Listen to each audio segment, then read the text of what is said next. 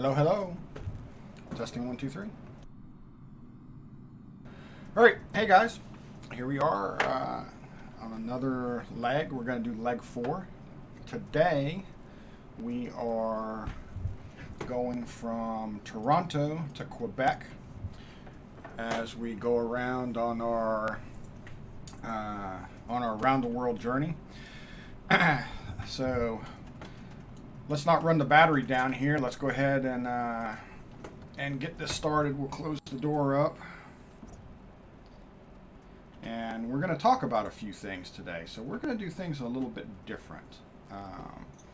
Things are going to be just a little bit different. Right after I start the plane up, we are going to talk through a few things. So that being said, let me get my...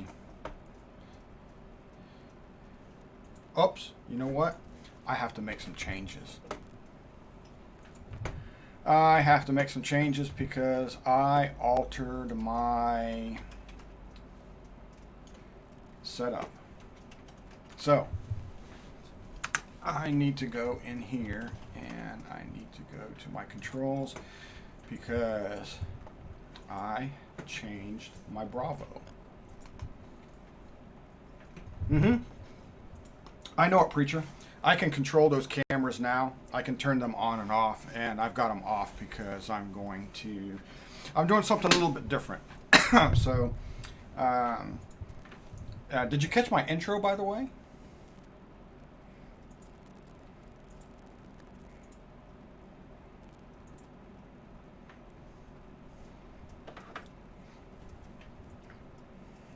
Did you see the intro? Did you see the trailer, preacher? Oh, the reason why I'm asking is because when I play, this is the first time I've ever played that trailer live through the stream, and I don't hear it. So I have no way to tell if it's actually playing music. I can see music on the mixer. I can see the bars light up on the mixer, but I can't hear it in my headset. So I just wanted to make sure that... oh, you didn't catch it? You didn't? All right. Well, it's going to be at the end. I do it at the end as well. So... so you'll see it there at the end. So let me go over to my Bravo and let me take a look at this. So I gotta fix my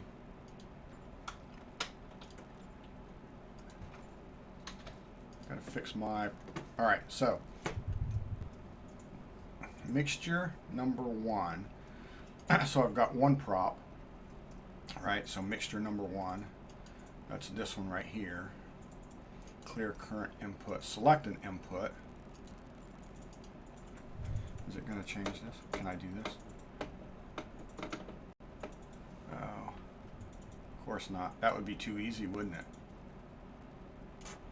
That would be too easy to be able to do that. Cancel. Okay, so mixture number 1 is joystick L axis Z. Okay, and it's set to reverse. Joystick L axis Z. Let me clear this current input. There you go. Yes. Validate. Mixture number 1.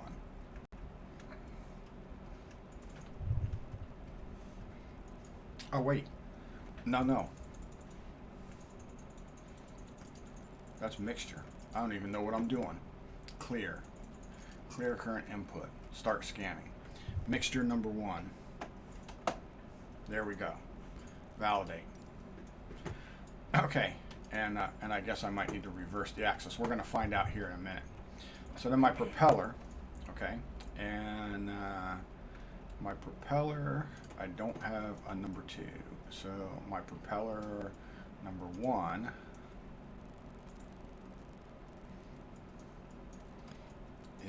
is, oh, I do have a propeller number 2, I just need to move it, okay. Well, I don't have 2 propellers, but I have that set up, so I'm going to go ahead and do that.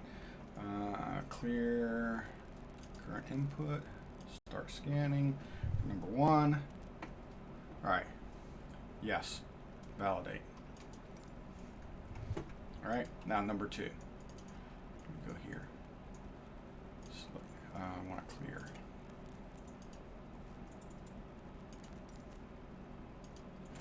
All right, number 2. Yep, I can do that. There's number 2. Okay, validate. All right, so 1 and 2, that's my propeller, and then I got my mixture, and then what I want is, well, actually, no, I want to change this one right here. I want to uncheck this.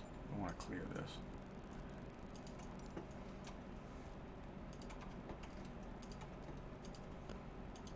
Validate. All right, now what I want to do is this, and I want to clear this, and I want to do this. Okay, here we go. That's better.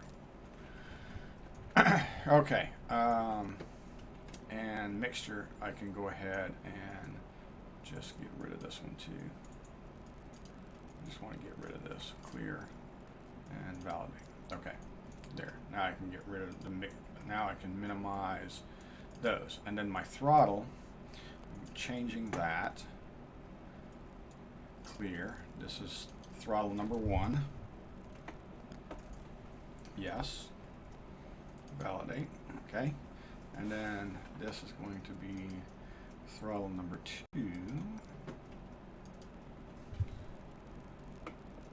All right. And then I'm going to validate. Okay. And then what I want is flight control surfaces. I want, where's my parking brake, miscellaneous. I want speed brakes.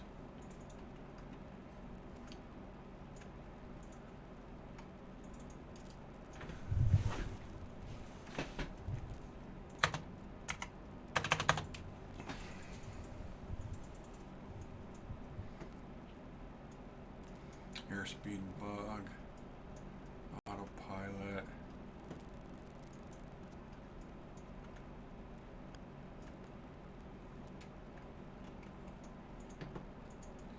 increase wheel speed, I don't want that.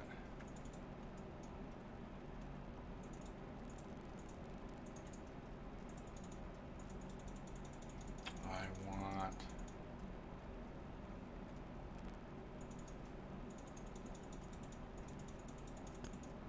not going to,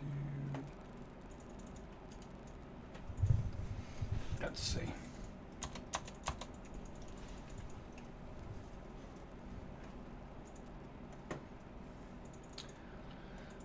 Let's see if I can find this.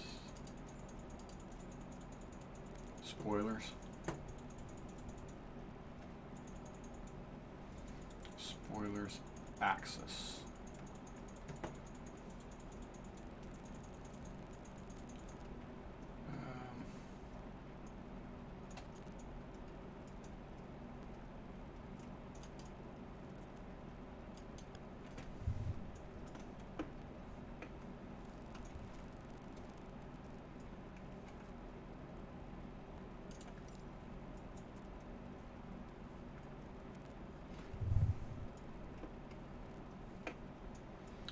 No, I want to reverse that because I want that to be off and I want that to be down. All right. Okay, so now that I got that taken care of, let me apply this. Now what this does is, because I started doing the A320, I started flying the A320. I changed the configuration of my Bravo so I would have I would be able to use the A320 controls for that, and then I wanted to also be able to use them for the TBM. So that being said, I needed to do that. Now if I go down here and I look at this, this should actually work. Okay, so that works like that, right? So that works, and then this, yep. So then this works.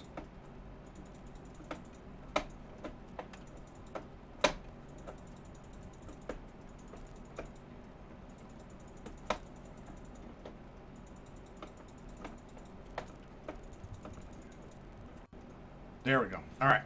Okay, so now we'll go ahead and start it. Let's go ahead and jump through the starting procedures here, and so we don't use up all our battery. And let's go here and let's take a look at this upstairs. We got our generators on, and we got our ignition is on, and We got our fuel pump on, and we got our fuel selector set to automatic. The autopilot is off. Everything is set. So what we're going to do is now we're going to come down here, and oh, actually, what we need to do is we need to go ahead and hit the ignition switch, right? And what we'll do is we'll jump down here, and we'll just bump up a little gas, and we get to about 14. Okay, so that's going to go up, and then we'll, there we go.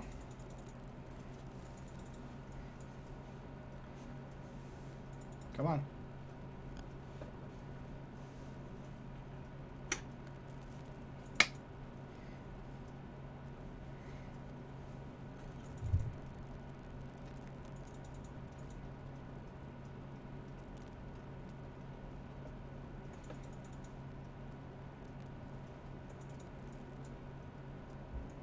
There we go.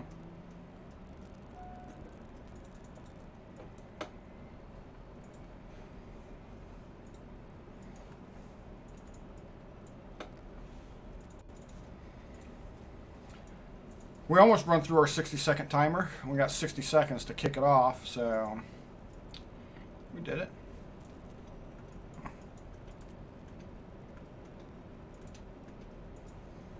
All our gauges look good.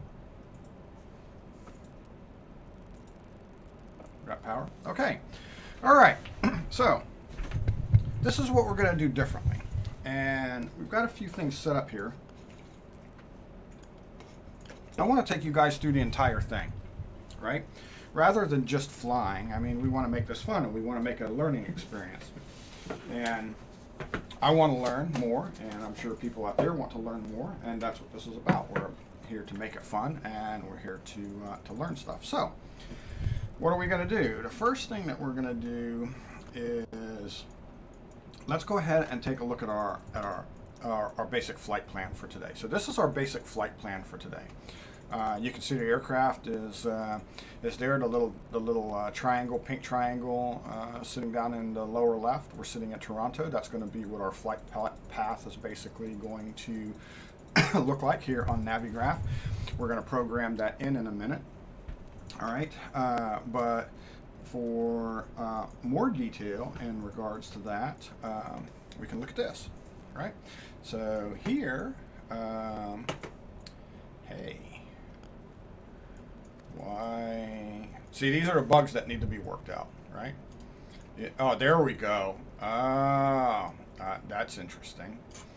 I have to actually pop that up, I guess. So this is where. Here's our sim brief. Okay, so I filed a flight plan. If you guys that fly have never used SimBrief, you can come in here. SimBrief is free to use, and you can come in here and set it all up. So I set up my aircraft type. I've got all my aircraft in here, and I set up the originating airport, which is Charlie Yankee Yankee Zulu, that's Toronto, and then Charlie Yankee Quebec Bravo, that's Quebec, and the alternate is Charlie Yankee Uniform Lima, that's Montreal. So we're just going to fly at about 7,000 feet today. We're not going to fly, very high. And this is what our flight plan is going to look like. And you get when you file it, you get an OFP, and you can go through here and you can look at all this stuff. Now I've already pre-filed on the VATSIM network. But we can see all the details, like how much fuel and everything. We're going to change all that. But the important thing is when you're looking at this is your weather. That's one thing. Your weather is important. We're going to look at this in a couple different ways. You can look at it here when you file, and you can see what the weather is along the route. But the other important thing is looking at airport information when you file, right? Because this is going to tell you like this. Taxiway Hotel between Taxiway Bravo and Runway 23 is closed. Or Taxiway Alpha between Taxiway Hotel and Taxiway Alpha Delta is closed. And it also tells you if any runways are closed, right? Such as, um, let's see, do we have any closed runways? Taxiway, taxiway, taxiway. Runway 5 is closed. No, that's a taxiway that we have in between there. Let's see. Taxiway.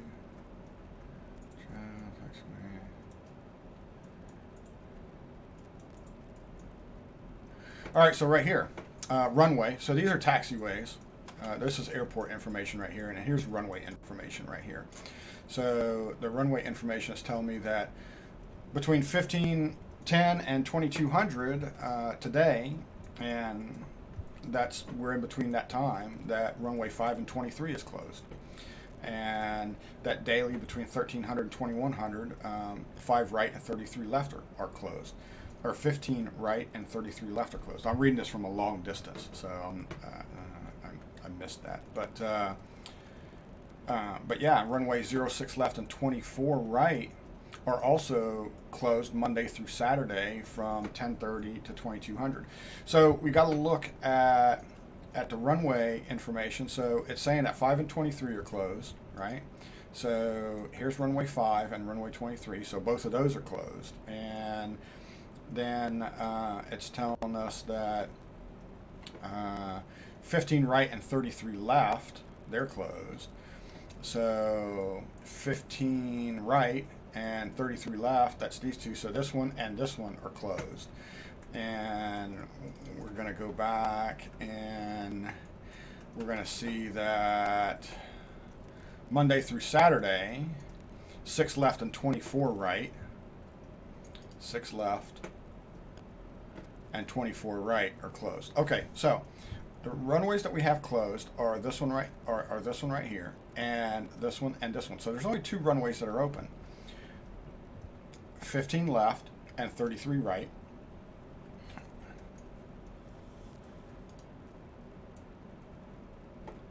Yep. 15 left and 33 right, and then 6 right and 24 left. So now that you know what runways are open, you got to look at the wind. And if we open something like Windy, which is also free, and I have in here my flight, one of the things that you can do is over here on the sidebar you can click on wind, right? And if you look at this, you can see that which direction the wind is blowing. So here, look at that. So here's the airport, right? So you can see at the surface, and you can move this, and you can see what it looks like at higher altitude, and the winds do change direction at higher altitude. So when you're flying at 7,000 feet, you know, which is about here where we're flying, the winds are going to be behind us, giving us a tailwind pretty much all the way to Quebec. Look at that. Right, so we're gonna have a decent tailwind all the way to Quebec at the altitude that we're flying at, which is gonna get us there a little bit quicker. But when we go down here and look at the surface winds here at the airport, we can see that they are coming in this way. So if this runway and this runway are the only ones that are open, then what we want to do is we want to take off from this runway, and we want to take off this way because we want to take off into the wind. You don't want to take off downwind, and if you can avoid a crosswind, you don't want to mess with that either. So we'll be taking off on this. And if we go back and look at the runway, then we can see that that is runway 33 right. So when we put the flight in our computer, and do our and set it up in the Garmin, then that's the runway that we're going to say that we want to take off on. Now, air traffic control may change that, and we'll look in a minute to see if anybody is online, but that's there. So what can we expect then when we get to Quebec? And if we come down here and we look at the destination airport, let's take a look at here and see what it says for the airports. So we got some taxiways that are closed, and then for the runways, runway 06 left and 24 right are closed.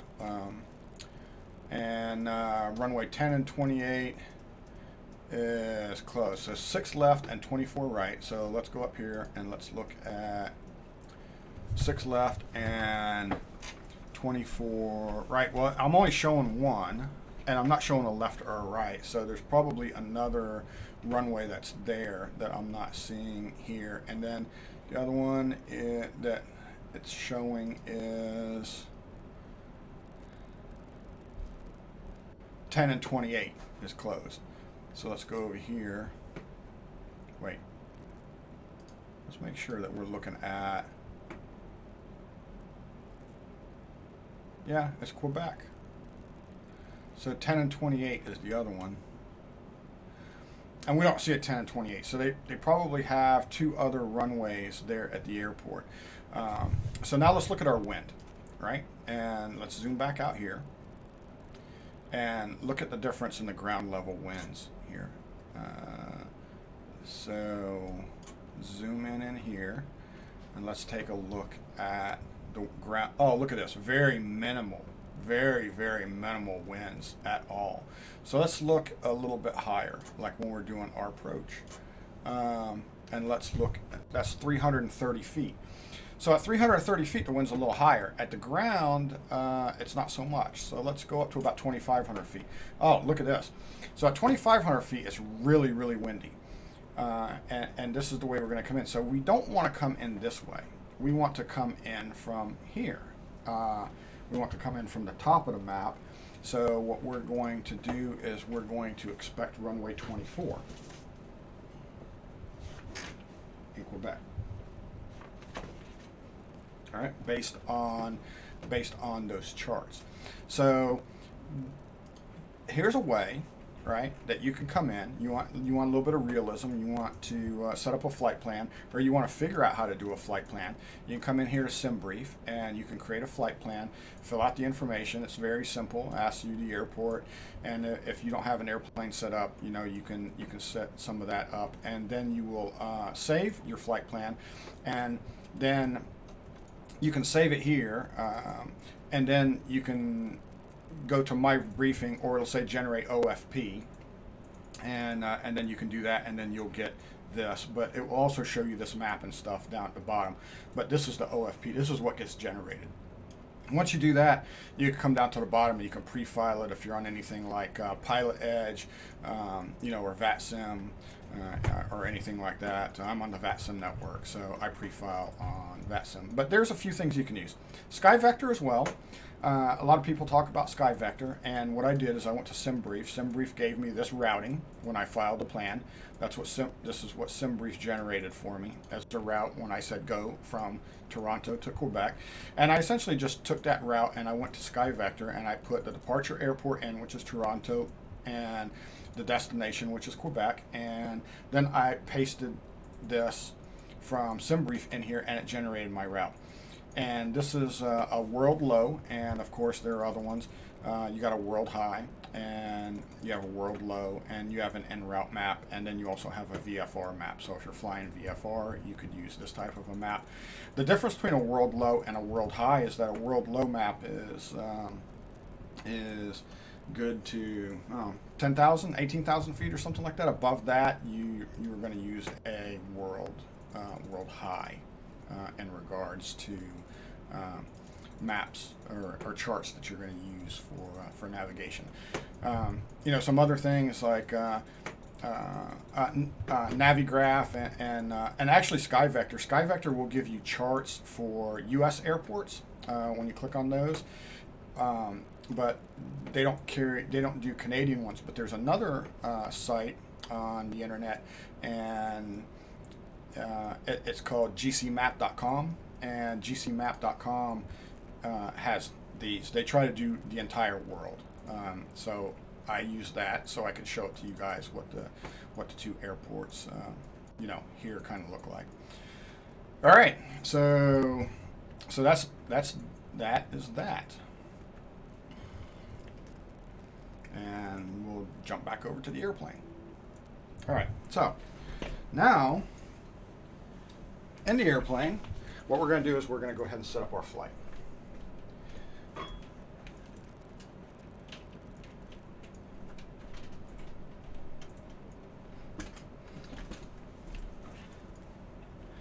I got to do a little housekeeping here. All right, let's see. Because I know that you guys are going to want to see that. There you go. There you go. Preacher already said, I don't see your camera. I don't see your instrument panel. There's the instrument panel right there.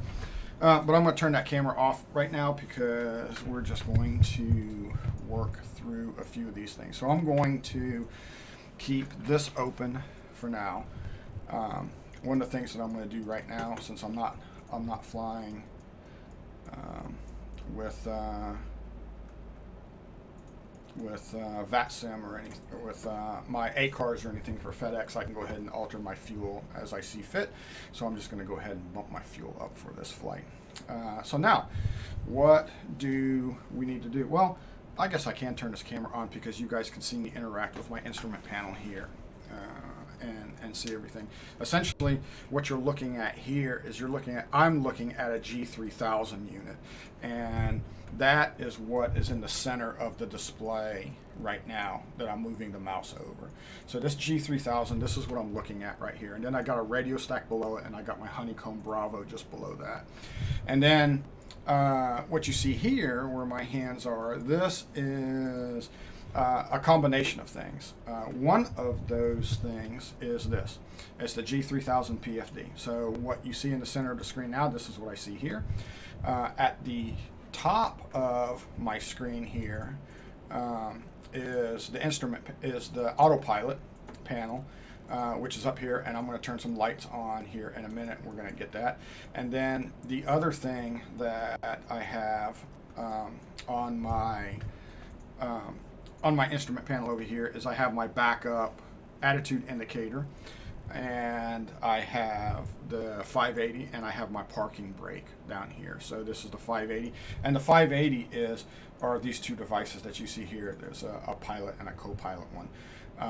So as you see me interact on my screen, which is a touch screen here, I'm running Air Manager, you'll see things change, on the screen and stuff like that. So that being said, let's go ahead and work through some of this stuff, and we'll start by going to the 580 and we'll do our flight plan. So I'm going to click on that, and that's going to open up this, and I'm going to pick an origin, and my origin is going to be Charlie, Yankee, Zulu, and I'm going to hit enter, right? And that's going to set my origin, and I'm going to add my destination, and my destination is Charlie, Yankee, Quebec, Bravo, right? And then I hit enter in there. And that basically put a magenta line on my map, and if I zoom out all the way, and I have a knob here that controls all these knobs. If I zoom out, you can kind of see my flight plan there. Now, if you look like this, that's the way the flight plan actually goes. But as I zoom in, it kind of turns the U.S. So now you see Florida is kind of skewed. United States of America is kind of skewed, and it does that just so you can see the flight plan a little bit better, because it tries to center on the airport that you're at. So that's a direct route. And then if I zoom in all the way, you can actually see where I'm sitting, and there it is. There's the white aircraft right there, and you can see where I am at the ramp. So now that we have that, according to our flight plan, the next waypoint that we are going to take is it IPTOS? Let's go over here and take a look. So I did not print out my flight plan. So let's I'll do it like this, and I'll pull this back up. Okay, so I'm going to come over here, and we are going to take the Verdo 6 departure. Verdo 6 departure. All right, and then we got an IP point at IP toss is a waypoint, and then Q921, Q921, and we got ag look, but we're going to do IP toss to ag look. And then we are going to take the PSAC for arrival. That's what that is. Okay. Now, based on the winds, we're going to depart on runway 33 right. You remember that? And then we're going to arrive on runway 24. All right. According to all those details from before. All right. And let's see.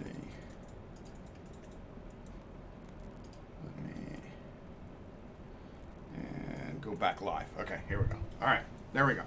All right, now we got that. Let's go back in here and let's take a look at this. And I'll zoom in here just a little bit, and we can kind of see what's going on a little bit. So I'm going to add an en route waypoint, right?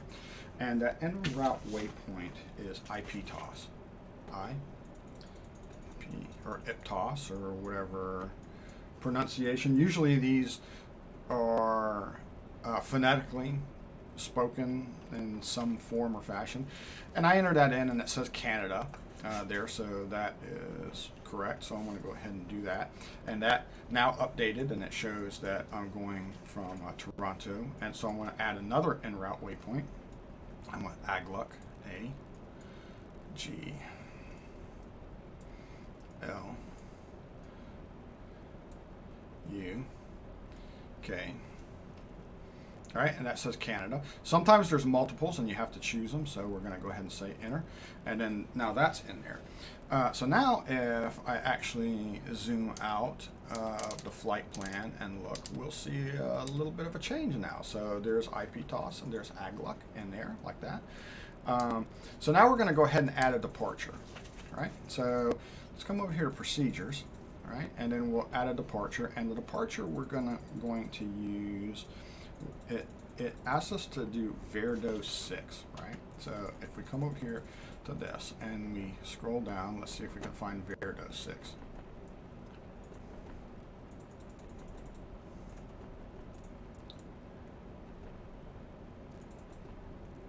There it is, Verdo 6. All right, so we're going to do that.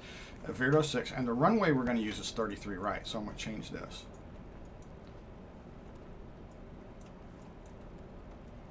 To 33 right. Okay, and we can go ahead and load this.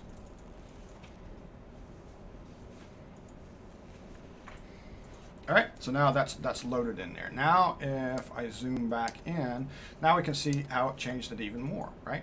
So now you can see that we're going to be departing on runway 33 right, and we're going to go, and then we're going to make a right turn, and then we're going to make another right turn at Vivette, and then we're going to go down to Duvac, and then from Duvac we're going to go to Verdo, and then from Verdo we're going to go to Anglob, to L sub, then to IP toss, and then to Angluc, and then to CYQB. So the same thing works,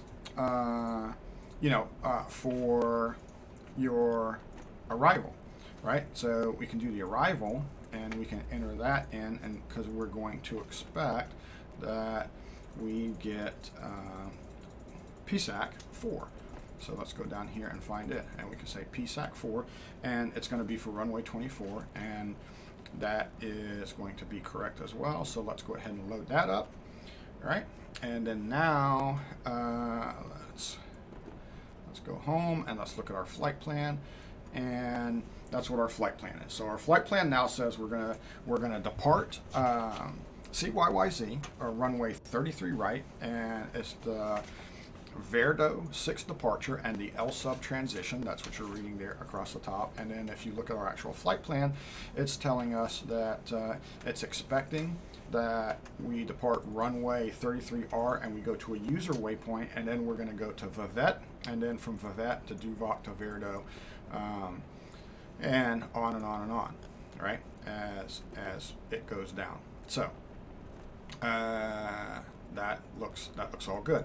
And then we can actually go all the way down here to the end, and we can see that here's the arrival procedure for that. And if we zoom out and we look at that, we can see all those new waypoints that are put in at the end. Now, what we're not going to do at this point is we're not going to put an approach in, because if there's a controller over there, the controller may give us a new approach, may change it, but we're going to be on 24, I think. So what I'm going to do, what I'm going to do is I'm going to go ahead and connect to the VATSIM network here.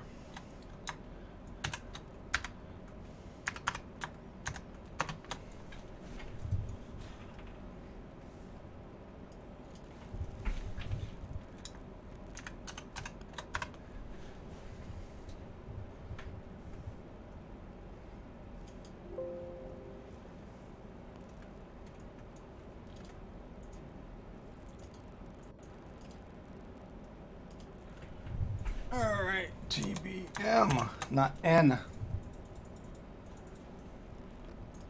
There we go. Connect. All right, so we're connected to the VATSIM network of air traffic controllers, and there are no controllers anywhere in the area except for Boston. I see Boston Center pop up, and as well as DC. I'm going to go ahead and fetch my flight plan.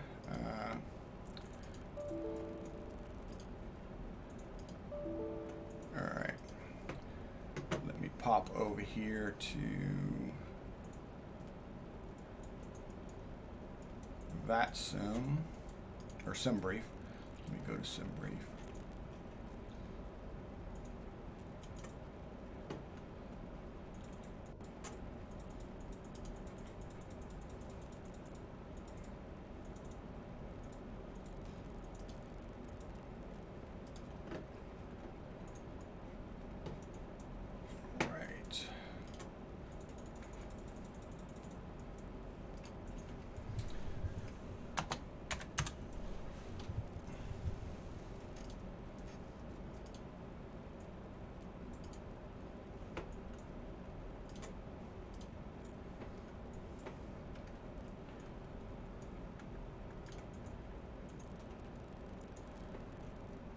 All right, and we are going to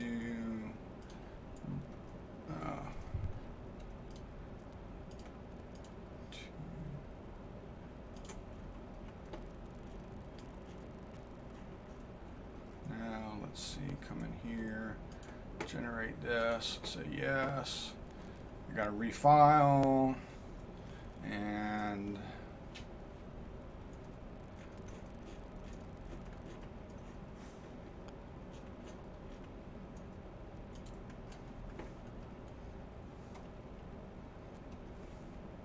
there we go.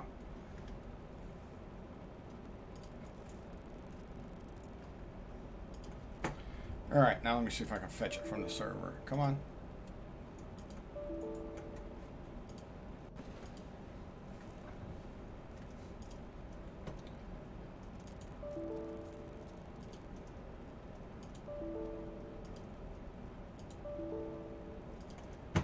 It doesn't want. Why do you not want to fetch my flight plan from the server?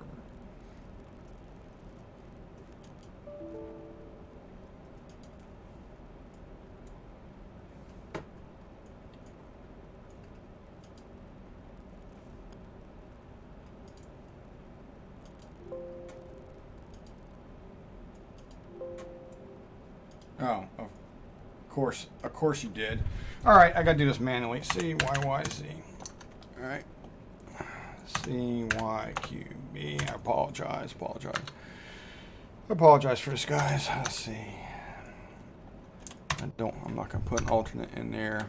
My departure time en route. My cruise altitude is going to be 7,000.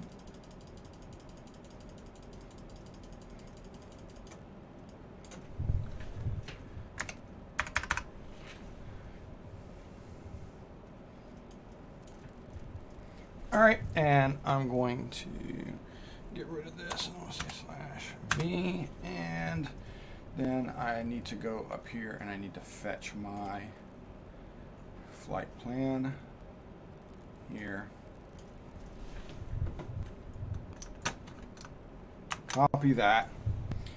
Minimize this. Go jump in here.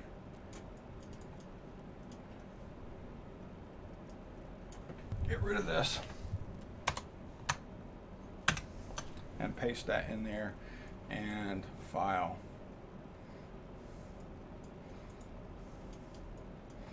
Okay, now that we filed that and we got that filed on the VATSIM network, what we need to do is we need to come in here real quick and go to nav and com, and we need to go to our transponder, and we need to set our transponder to 2200. And that's just a VATSIM network default IFR if there's no controller available. And we have that set to altitude reporting right now. We're on the Unicom frequency of 122.8. So let me go ahead and tune my radio into 122.8 and flip that over. Now we got that in there. So that is good to go, and I'll come back over to my MFD, and at this point I'm going to zoom back in to the airport here because I need to navigate my way over to runway 33 for takeoff. Before I do that, we're going to do one more thing. We're going to jump over to get our ATIS information. So I'm going to come over here, and actually, let's see. Can you guys see this? If I do this, I don't know if. Let me see if this works. Hey, look at that. So there's actually my flight. This is Sim Toolkit Pro. This is another app that is used, and you can see what the flight plan is going to look like there on Sim Toolkit Pro.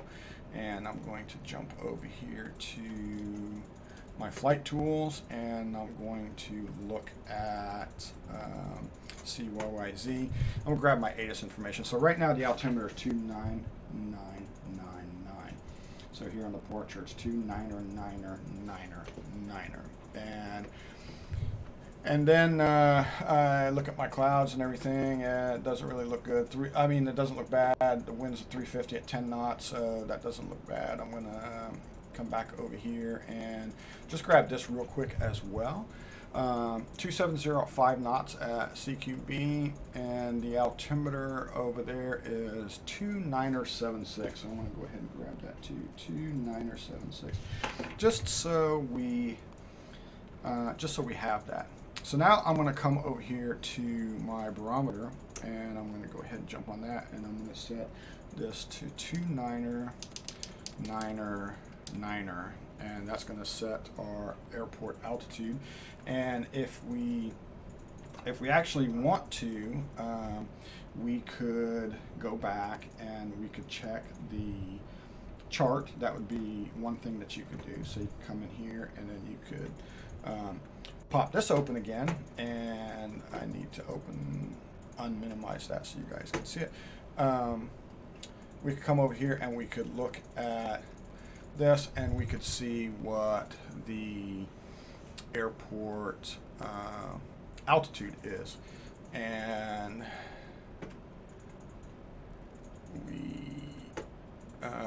airport elevation 564 feet.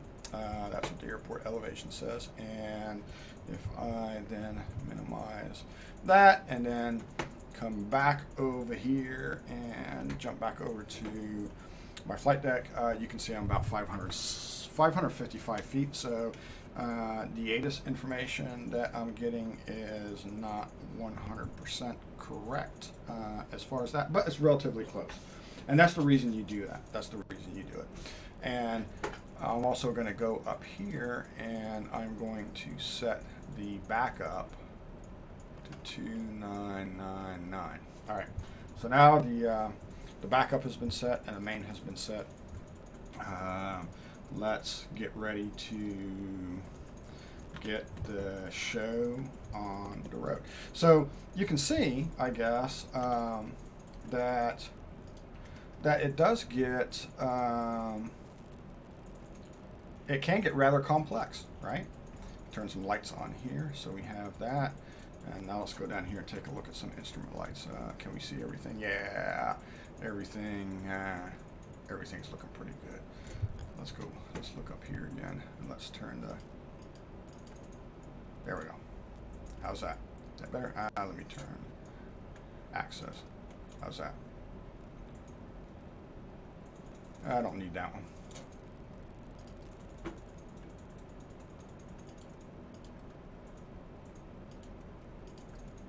All right. Okay, so now you can kind of see what's involved when you get ready to take off, right? Those are the things that you have to do if you're going to prepare. Now, in Microsoft Flight Simulator, you can just jump in there and say, hey, I want to fly from this airport to that. You click this, do an IFR, it does it all for you, puts everything in here. But this is kind of the way to do it. So now, let's look at our PFD. Let's set our nav over to FMS, right? We got our traffic map. We got everything looks good over there. The parking brake is on. The bleed is off. So let me go ahead and turn that on auto, and that's this right here, and that should clear that warning out there. Now the only thing that's on is the parking brake, and the outside air temperature is 66 degrees. So we should be all right with all of that, and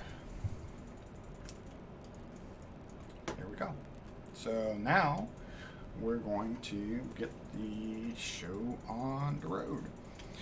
All right, so let's go ahead and get the rest of our lights on now. Cut our taxi lights on out there. We get our strobe, we get our nav lights on, and we need to make our way to the runway. So from where we are now, I need to move this cord because I got something wrapped around my rudder pedal. All right. According to what I'm looking at my airport chart here, I need to make like a right turn. I need to make a U-turn right here. So let's give it a little bit of gas. Let's cut parking brake off, and the indicator will go out. Test the brakes. Brake check. Okay, brakes work good. So let's turn around here, and you can see us turn around on the map. All right, and there's a taxiway behind us. All right. So we're going to head over there.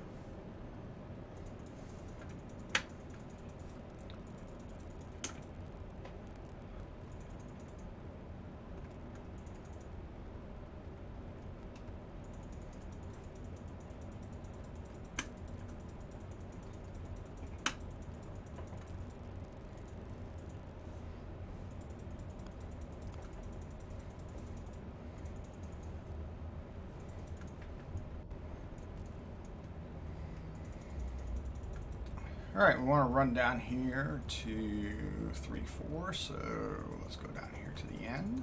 Let's go ahead and take this taxiway. And we're on Unicom, and we can go ahead and give a shout out to any other aircraft in the area.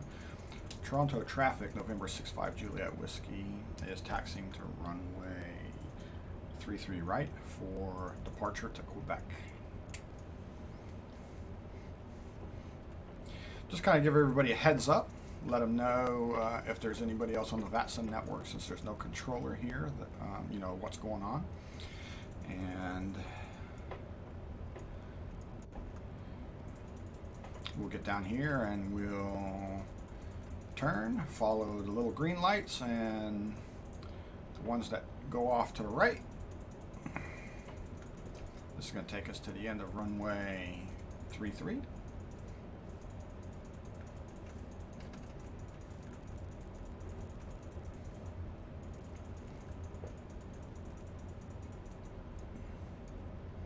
Make a little S turn right here.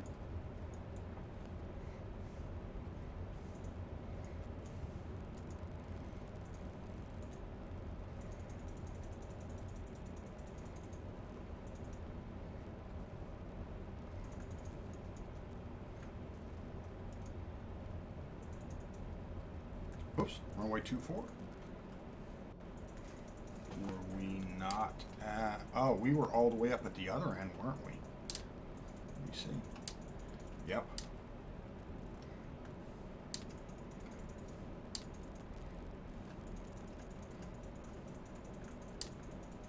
We need to go across to... Oh, we need to turn around. Nobody over here.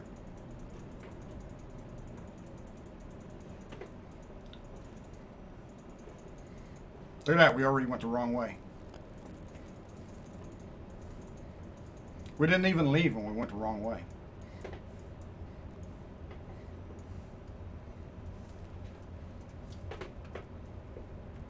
Right. We made a left and we should have made a right.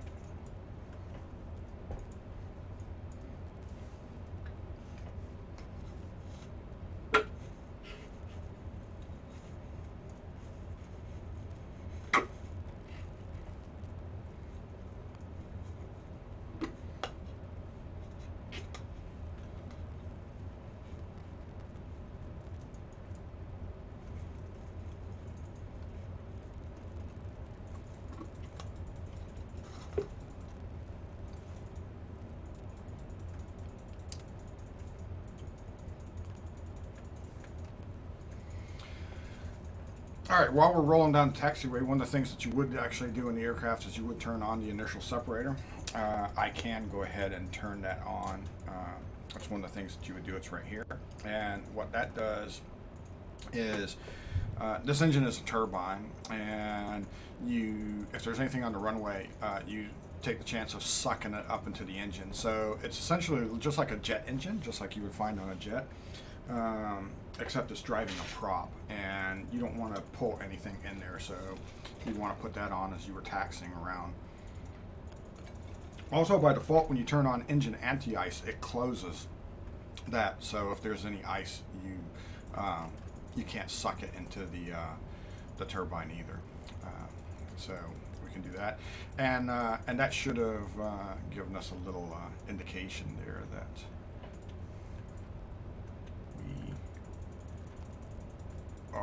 we have that on, but let's see, we're coming up on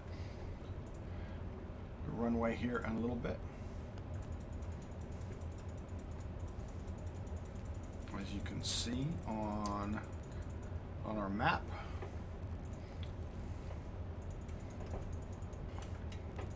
this is beautiful. This is the Working Title G3000 update. I also have the Working Title G1000 update. I have all the charts in here. Working Title really did a really good job at adding charts and all kinds of other updates to the G3000 to make it more real world. And that is like really, really amazing. You're not necessarily going to see all this stuff that you're going to see here on mine in Microsoft Flight Simulator, but the Working Title add-on is awesome. It is absolutely awesome. So you know, don't forget, you know, if you use aircraft with a G1000 or G3000, you know, go out to Working Title or look them up, do a Google search for them, and pull down the mod. You put it in your community folder. You just unzip it, put it in your community folder. It's as easy as that, and you know, it'll work good. Okay, so now we're at the hold short point right here for runway 33. So let's go ahead and take a look to our left, and and the right, and let's go ahead and jump in here. Let's go do an outside view real quick and look over to the right, and let's look over to the left. Wait, how come I can't move from my left or my right? Why not? Why is this not moving?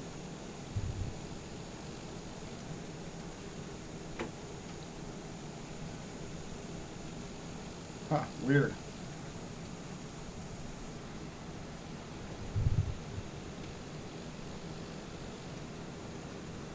Did this just, nope, my yoke is still working.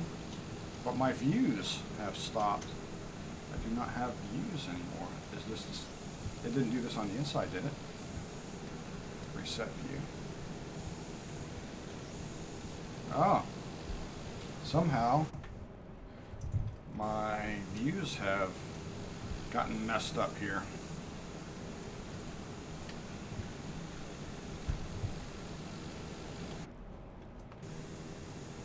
That's weird. Camera. Cockpit.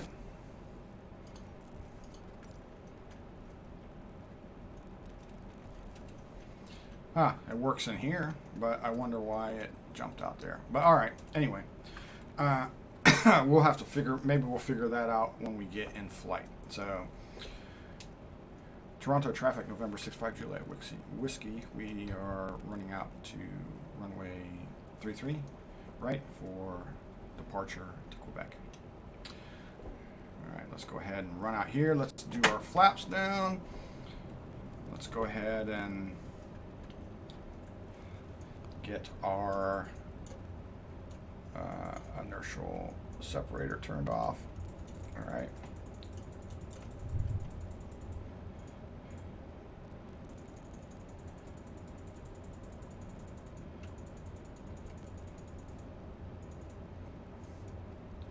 Runway 33 right. All right, here we are on runway 33 right. Now let's go ahead and check everything real quick. We got our flaps down. We got our flaps set to take off. All right, and what we want to do is we want to go ahead and set our heading bug, just in case. Let's set our heading bug to the heading. Let's go ahead and set an altitude, and we're going to set an altitude of 7,000 feet, and we're going to get all of this ready to go. Come back over here to our MFD so that we can let's see, what was I doing? Oh, changing my altitude. Okay, and then we're going to go ahead and zoom out a little bit so we can see our flight plan here on where we're going to go. And here we go. Let's double check everything. Everything looks good. Power looks good. Everything's in the green. Flaps are up. Everything's ready. Let's flip that over to look at our flight plan. And we're ready to go. Nav mode, everything. Okay, so here we go. Give some power.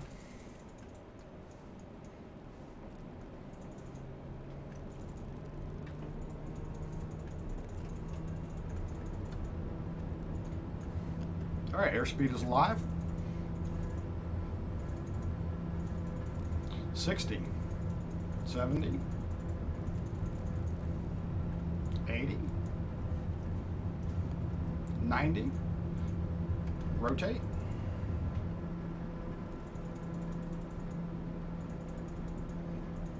Yaw dampers on. Positive rate of climb. Landing gear coming up.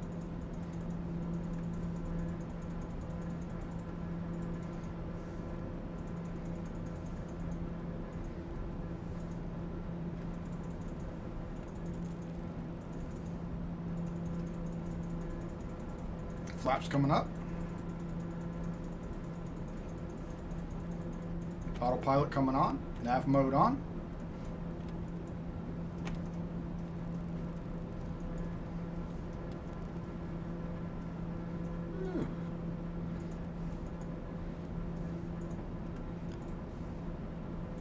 Oh, one thing that I did not do.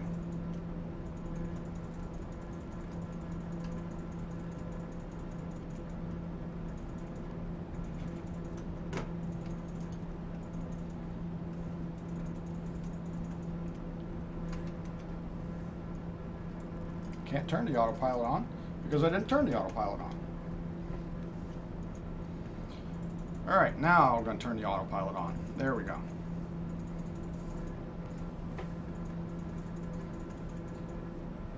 Let the autopilot goes back on course.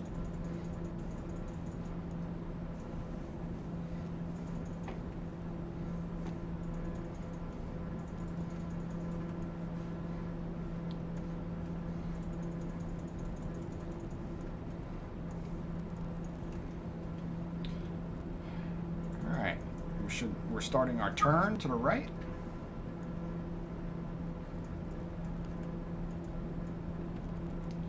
If we scroll up and we look at our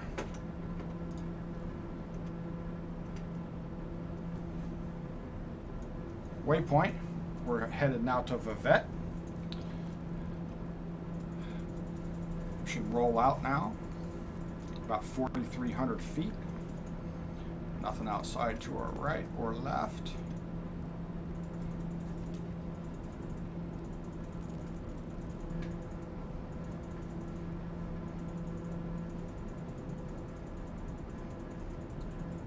Vertical speed, up, up, up, up, up, up.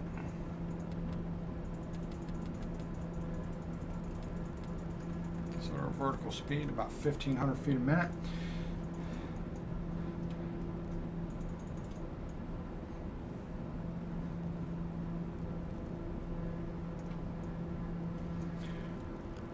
All right, so you can, do I have real weather on?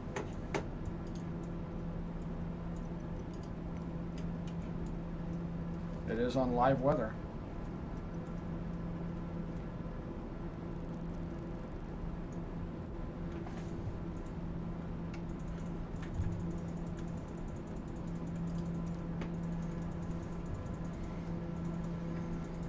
All right, so you can see we got a little bit of a wind. If you look right in the center of the display, you'll see heading 327. Right below that, you see 352 degrees and 13 knots. So a little arrow, that is the direction the wind is blowing to us at. So we do have a little bit of a wind on our nose. Traffic, home run 100, Kodiak, leaving 9,000 for 2,000, setting up for TBM, runway 26 for the mission.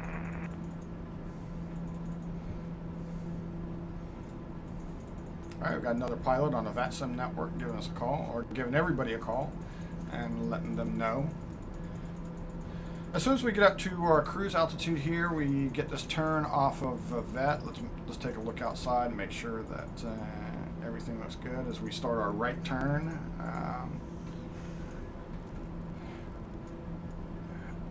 Crossing VET and going to Duvok.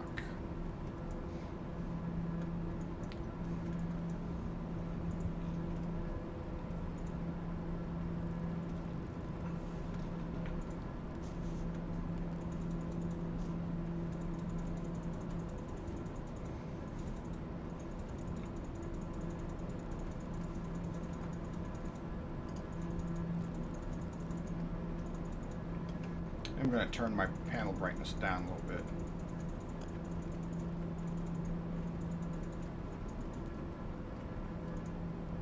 It's just a little bit bright.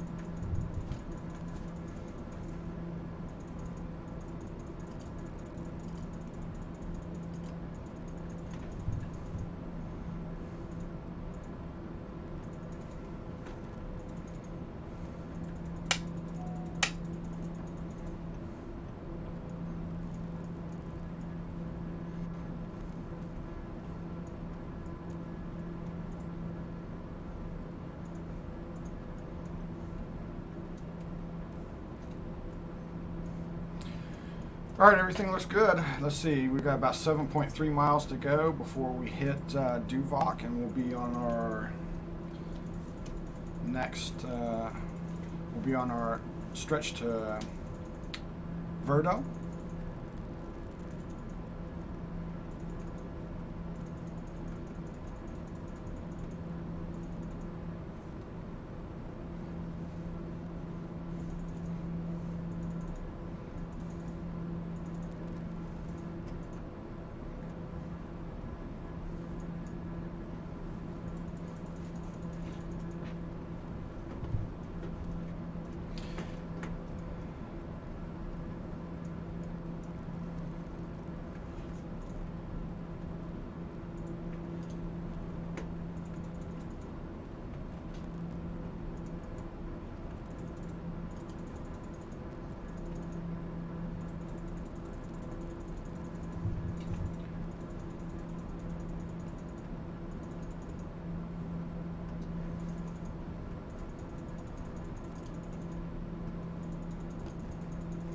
All right, here we are approaching Duvok, and we're making our left turn to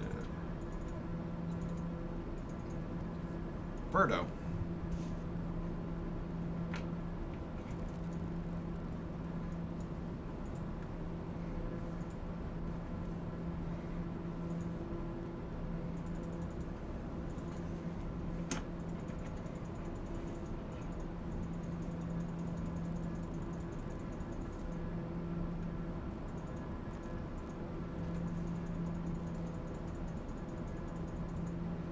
Everything looks good. Torque's about 85%. Props at 2,000.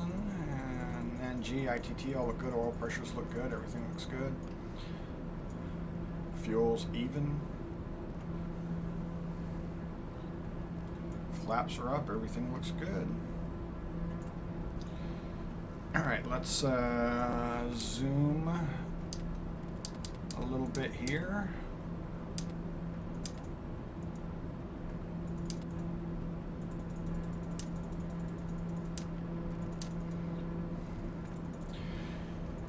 All right, have you guys seen the new trailer that Microsoft put out? Have you seen that? So they're going to release Microsoft Flight Simulator for the Xbox, and they did a trailer for the Xbox, and then they did an additional trailer at the end of the trailer for the next update that's coming to Microsoft Flight Simulator. Have you guys seen that? Do you want to see it? I can play it for you guys as we're at our altitude and cruising, if you guys are ready for it. So, here is the trailer for the next Microsoft Flight Simulator release to Xbox, as well as the next Microsoft Flight Simulator update. And it starts now.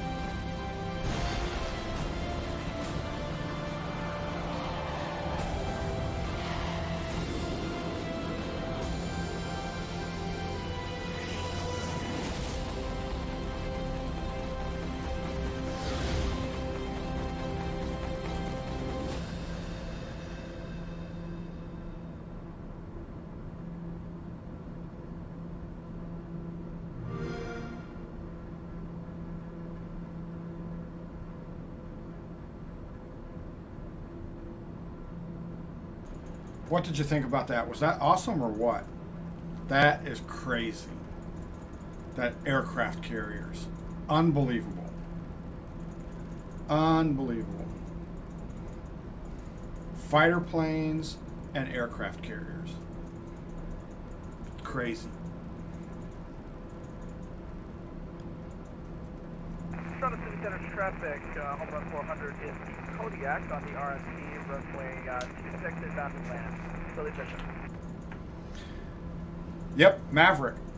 Did I mute that by chance in the middle? Or did you hear the whole thing?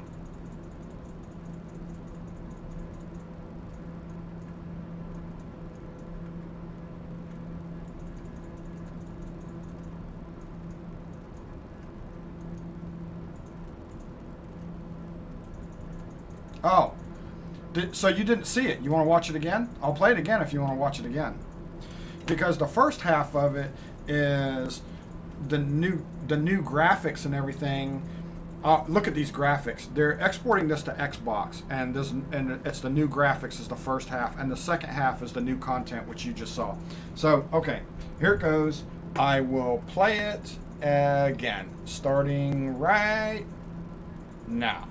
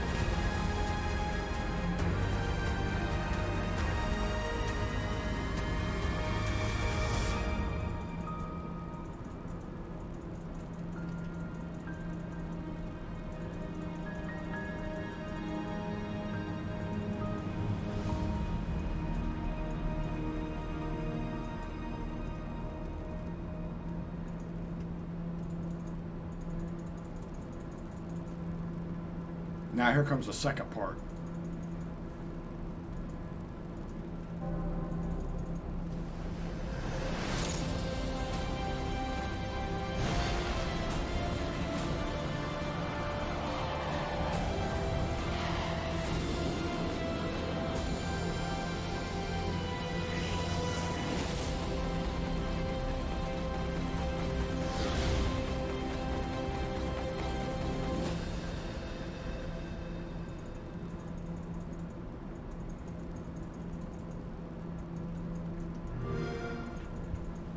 What do you think about that?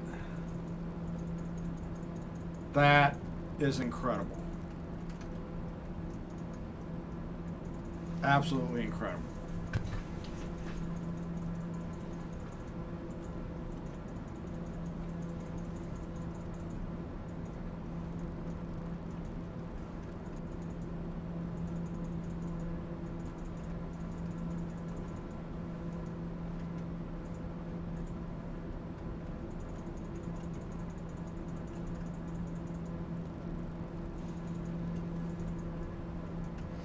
No, I don't think it's going to be fighter play. I don't think they're going to have that in there, but you're going to be able to fly them. But I don't know. It's going to be interesting because, you know, I mean, there's a new version. There's a new Top Gun coming out, right? Or is there? Let's see.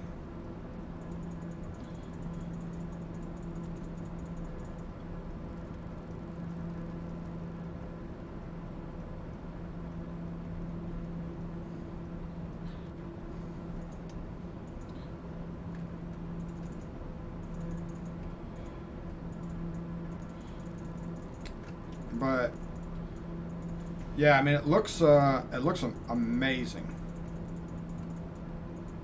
Yeah, yeah. So Top Gun Maverick is coming out on November 19th.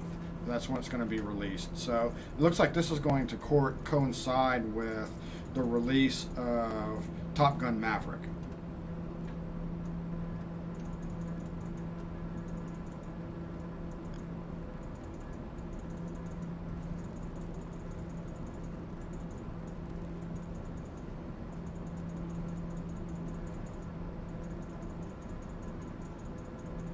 It was supposed to come out in July. I knew it was supposed to come out soon, but they delayed it.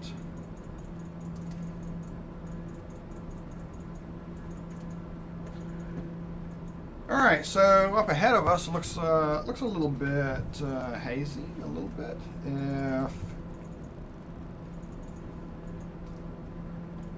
If I pop that up, you can see where we are. We're still a little bit early on, in our plan. We spent about 40 minutes on the ground going over a bunch of stuff and doing our pre-flight and setting everything up and talking about all the different software and everything, the apps that are available for people like Navigraph, SimBrief, SkyVector, and a variety of others that you can pull information down from to help you do your flight plans and get all that set up. So that's cool.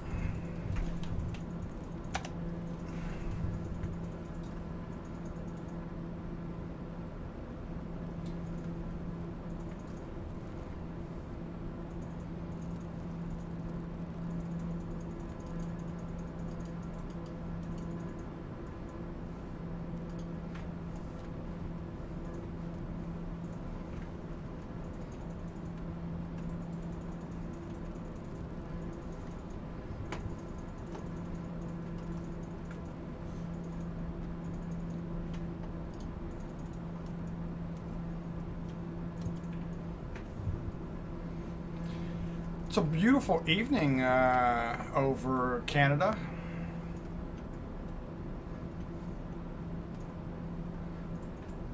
Kind of cool.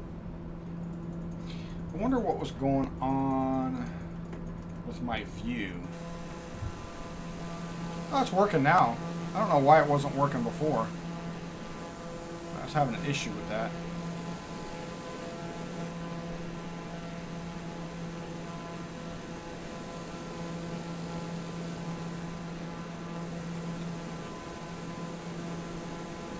Great Lakes over to our right. A little bit of blue that you can see over there.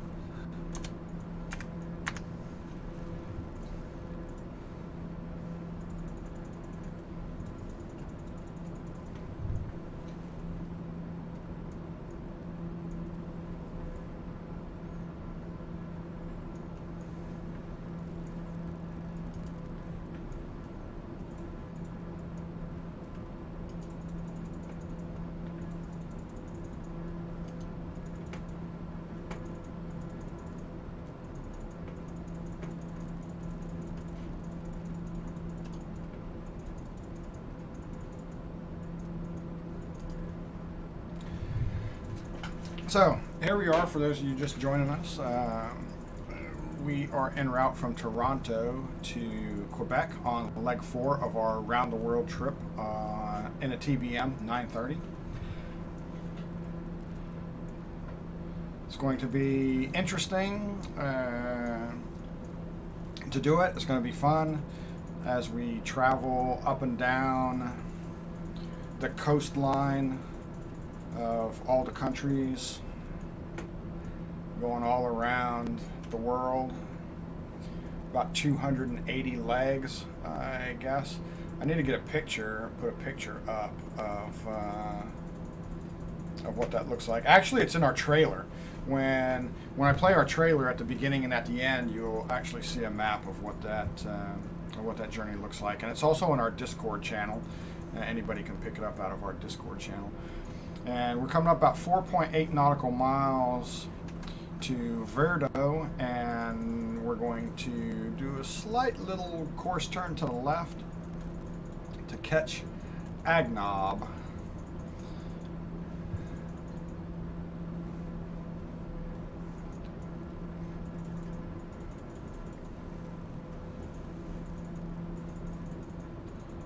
Where we are right now is right there. So we're still early on, not quite a third way in, maybe about a quarter of the way in.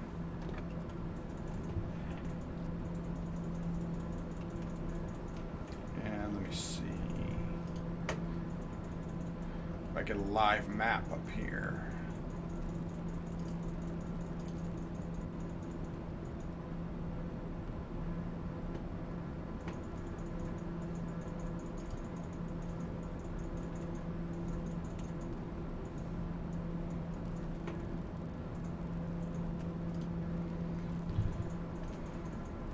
There's a different type of map, Sim Toolkit Pro. Put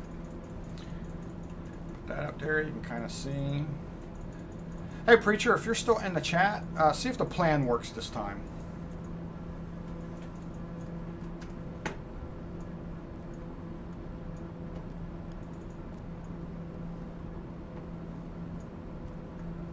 The plan, the exclamation point plan, see if that works this time.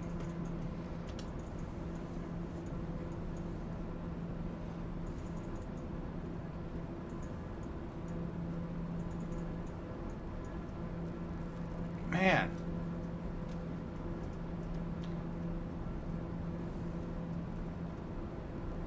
I don't know why it doesn't want to.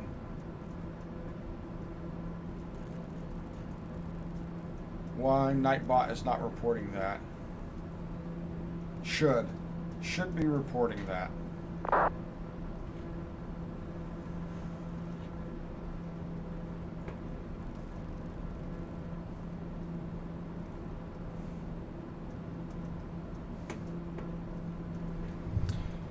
All right, so somebody would just say they were 11 miles from Verdo, playing ILS 33R at CYYZ.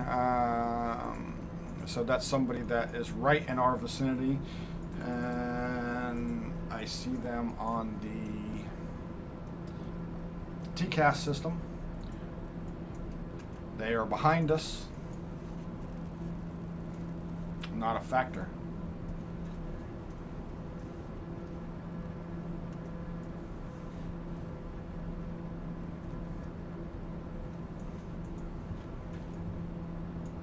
Yeah, that kills me why that is not working.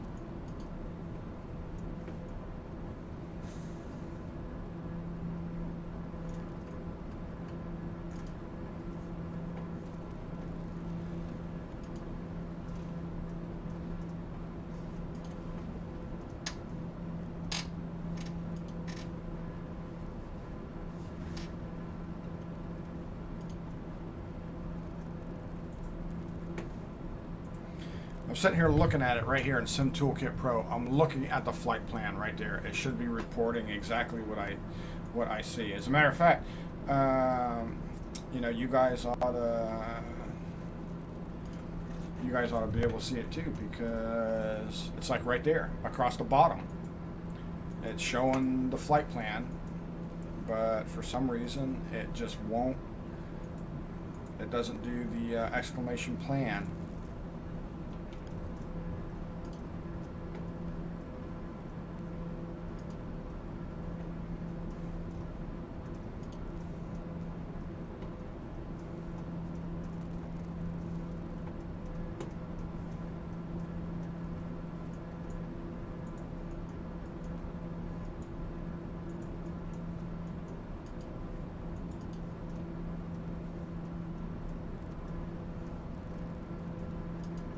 Still.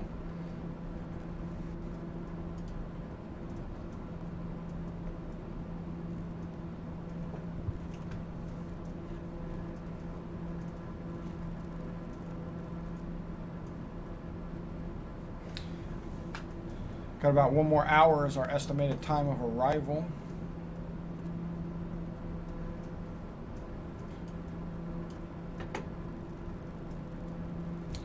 All right, we've reached L sub, and we're making a slight turn to the right as we head out to Iptos. Next waypoint.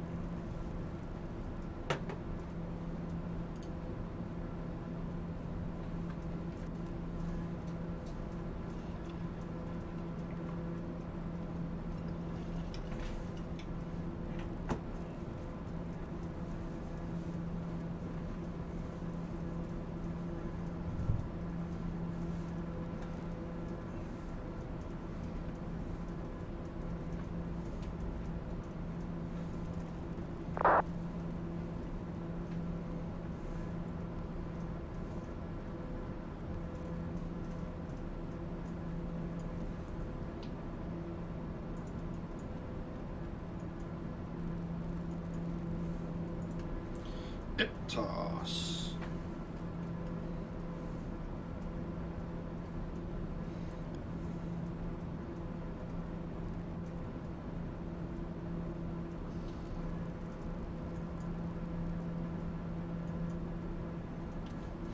All right, who's excited for Prime Day?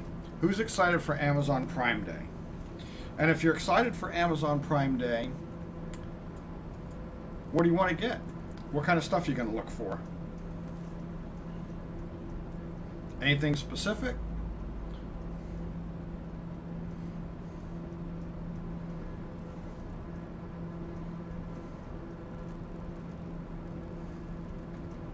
Anything you wish would go on sale on Amazon Prime Day?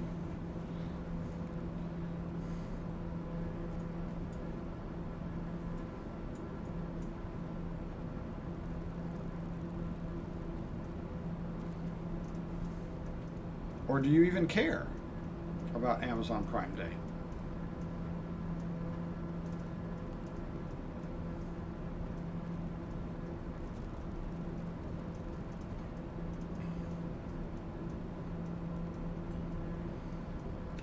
And if you didn't know about Prime Day, it begins on Monday, June 21st, and continues through Tuesday, June 22nd.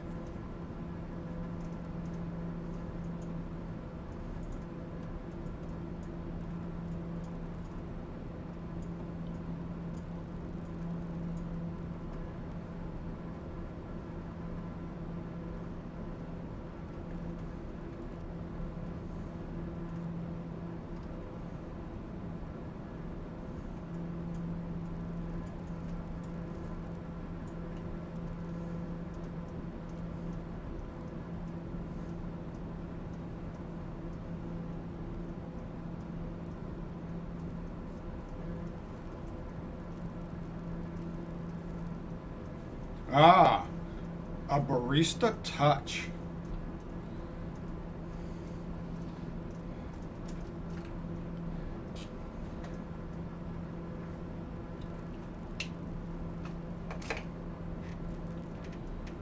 to be going crazy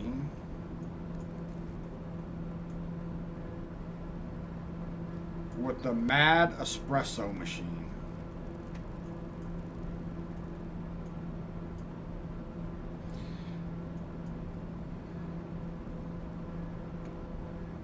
I gotta say though, those things are not cheap.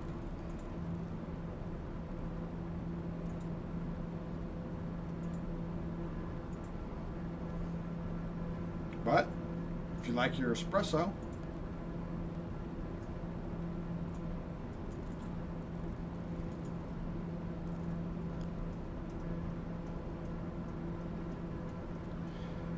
I do love a good strong coffee.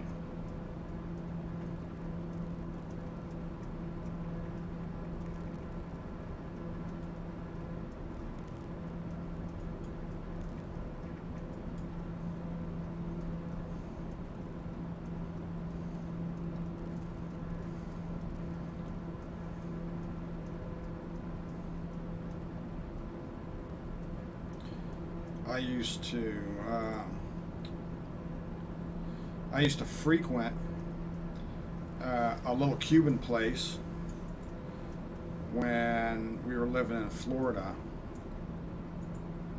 and I actually got hooked on, like crack cocaine, a thing called a cortadito. If you have never had a cortadito,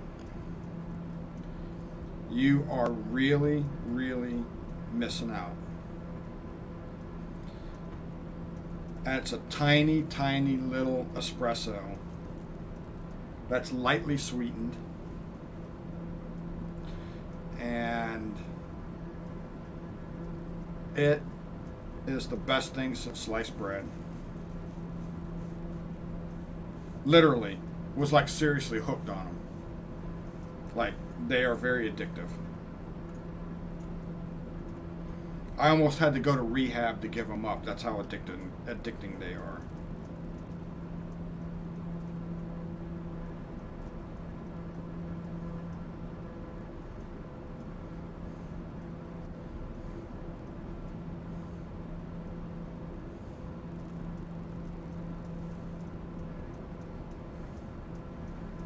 Cortadito. All right, let's zoom in or out here and take a look and see where we are. All right.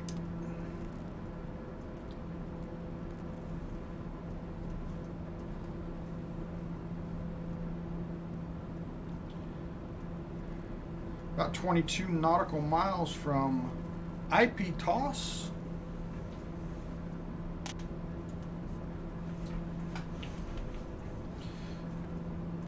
Let's go home here and let's look at some charts. All right, so let's look at let's look at the approach charts here. And we said that we were looking forward to runway 24 because of the winds, right? So let's take a look at the approaches for runway 24.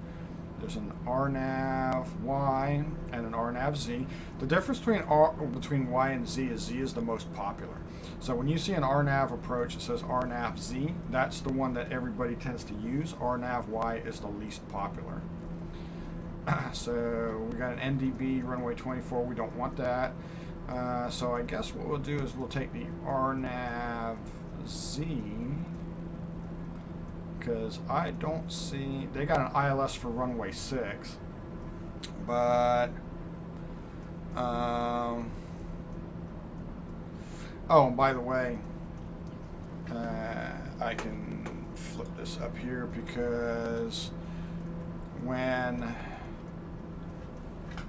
I navigate through, if you have the working title, you'll actually get the charts. The charts will all pop up, you know, as you're looking through them like this. I don't think the winds are going to be favorable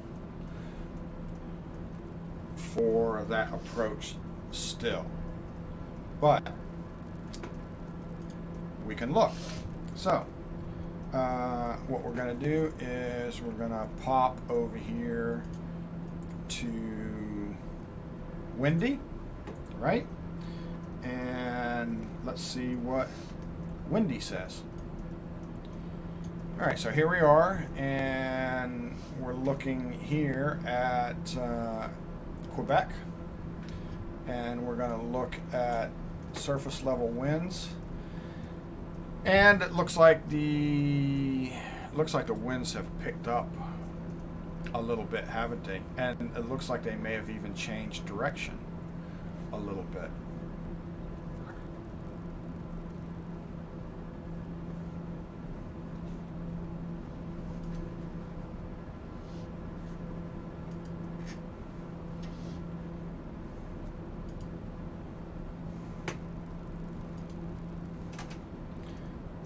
So, where are we? Wednesday. So let's see. This is the 16th.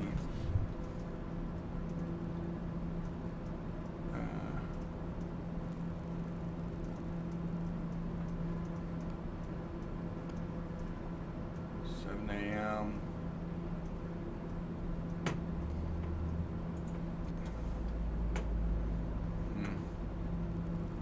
Let's see what.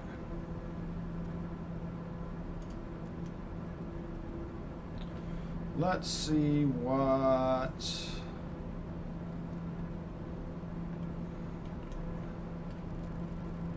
this says. Let's take a look at this.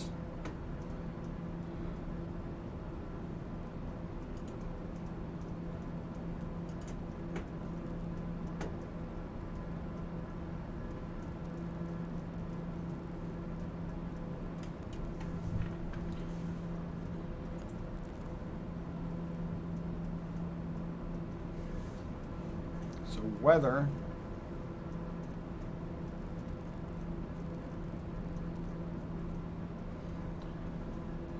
says that wind is still 230 at 8. Hmm.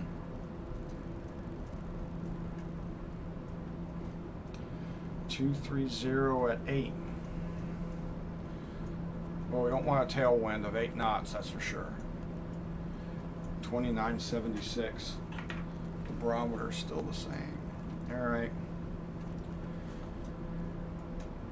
Well,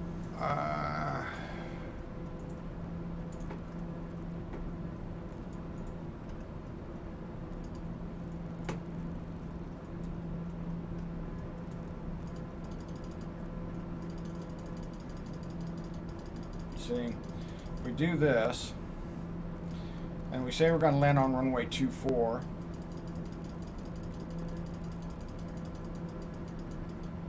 right? And the wind direction was 230.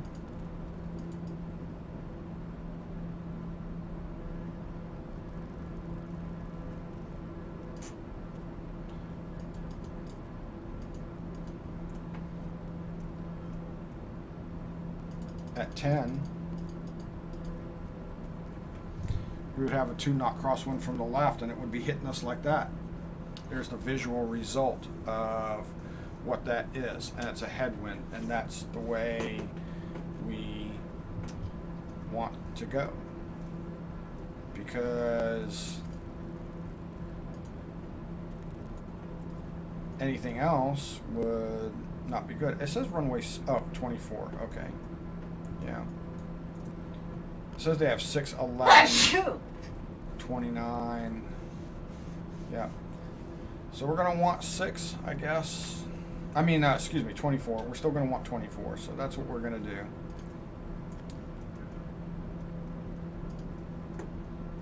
We're still going to plan for 24.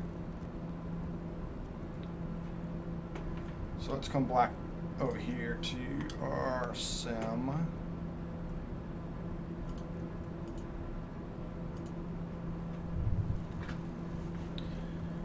And let's start taking a look at this. So 24, I would love to do the ILS approach, but it looks like we're going to do the RNAV. And let's see what that says. All right, so if we pull that up,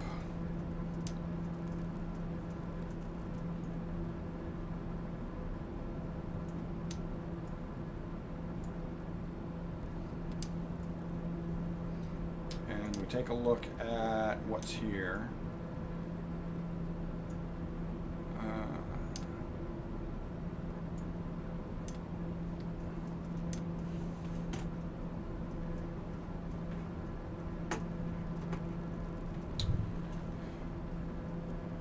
200-foot minimum, and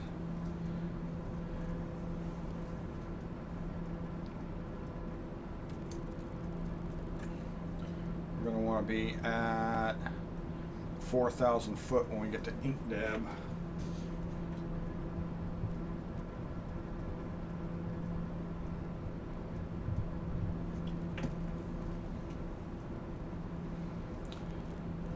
So let's go home for a second and let's look at our flight plan.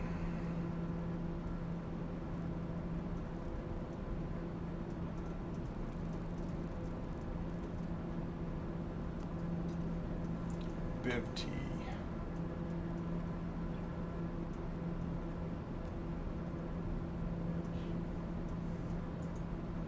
All right, so there's BIVT. So you can see at BIVT, we want to be at 5,000 feet, and then at ink dev, we want to be at 4. So BIVT is just to the north. If you look up there, you can actually see that right there, right? And we need to be at 5,000 when we get there. Actually, we need to be at 5,000 before we get there. So we need to be at 5,000 when we get to Pinkvo. So at Longso, we need to start our descent because at Pinkvo we need to be at 5,000. We need to be at 5K. All right.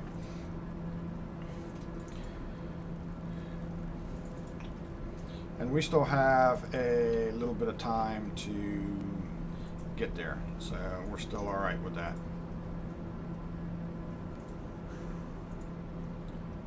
But we need to start figuring all that out. So I can go in here and I can go to my PFD and I can go ahead and set my minimum. And I'm going to go ahead and set my minimums to barometric pressure, and I'm going to set my minimum at 200.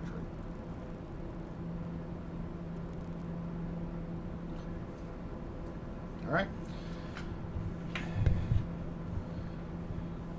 We saw that it was 2976, so I'm going to go ahead and do that now, because that's going to be our next.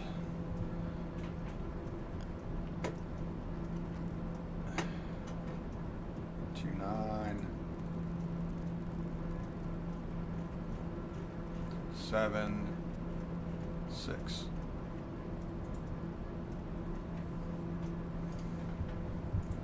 All right. Got about 119 nautical miles to Agcluck. Go back and look at our flight plan. And that's going to be the last one that we get to before we start our approach. If we look at that, 118 nautical miles to Agcluck, and then we will be starting our approach into Novid. Our approach into Quebec Airport, but the next waypoint will be Novid.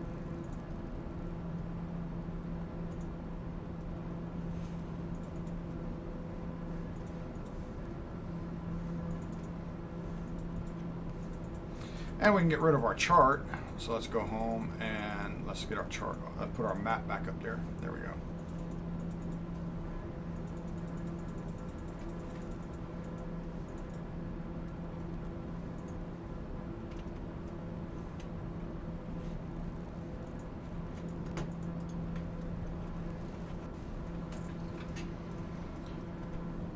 All right, so we basically went over everything we've reviewed all the details, most of the details for our approach into Quebec here on the fourth leg of our around the world trip as we head towards Greenland, up the coast of Canada and into Greenland with our TBM 930. So we went ahead and we looked at the charts. We went ahead and pulled the ATIS down, even though we're probably 45 minutes out or so, I guess, and we went ahead and reset the barometer to the current ATIS for Quebec, since we're past the halfway point, and we reviewed the runways and we reviewed the RNAV approach and looked at all of that information. We set our minimums. Although it looks like a pretty good day or a pretty good evening outside, a little bit of stuff up there on the horizon, and I'm not sure if we're going to catch that. The weather radar does not show anything, so it doesn't look like we're going to have anything, but it should be pretty good.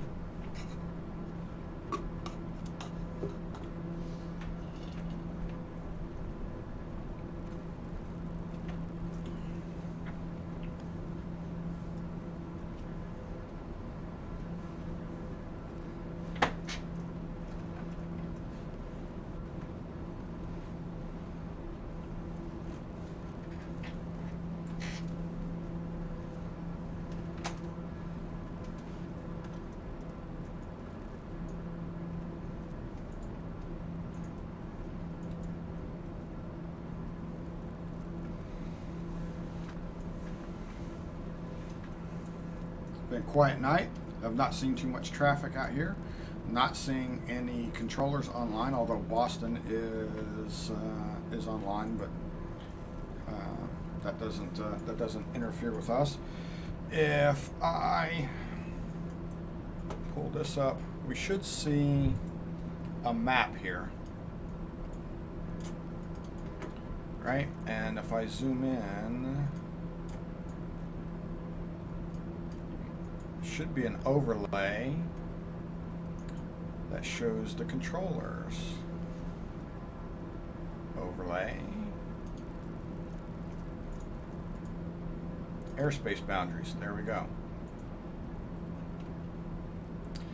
So those are the airspace boundaries that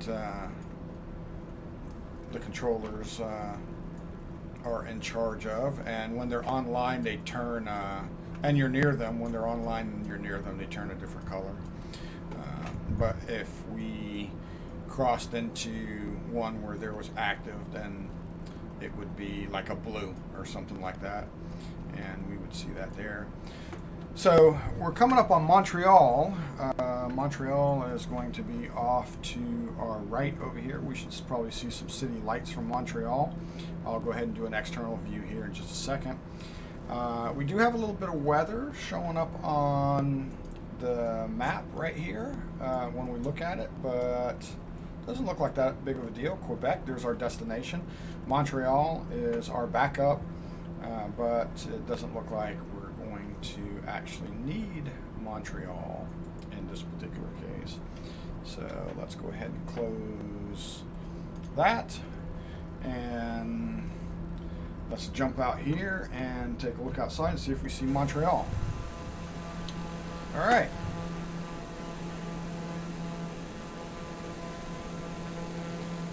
That should be Montreal, right over there.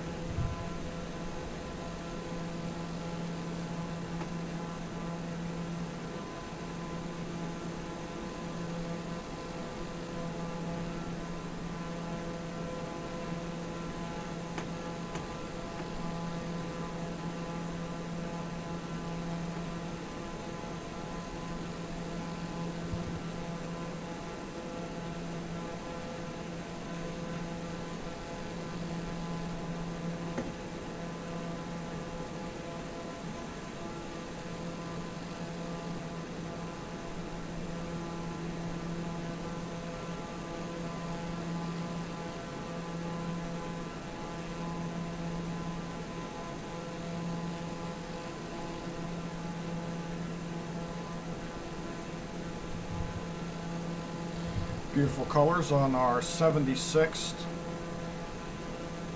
Fighter Squadron paint job, although it's hard to tell at night.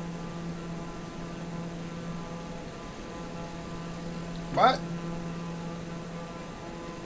if we were to change this, there we go, look at that.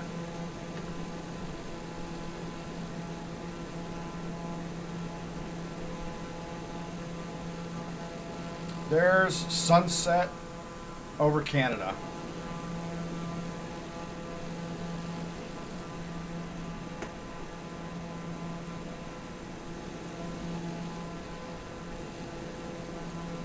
Sunset over Canada.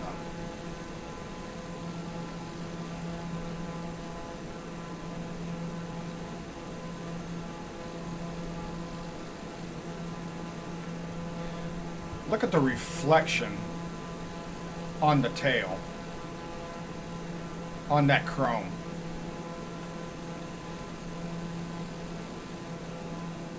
Is that amazing or what? Look at that.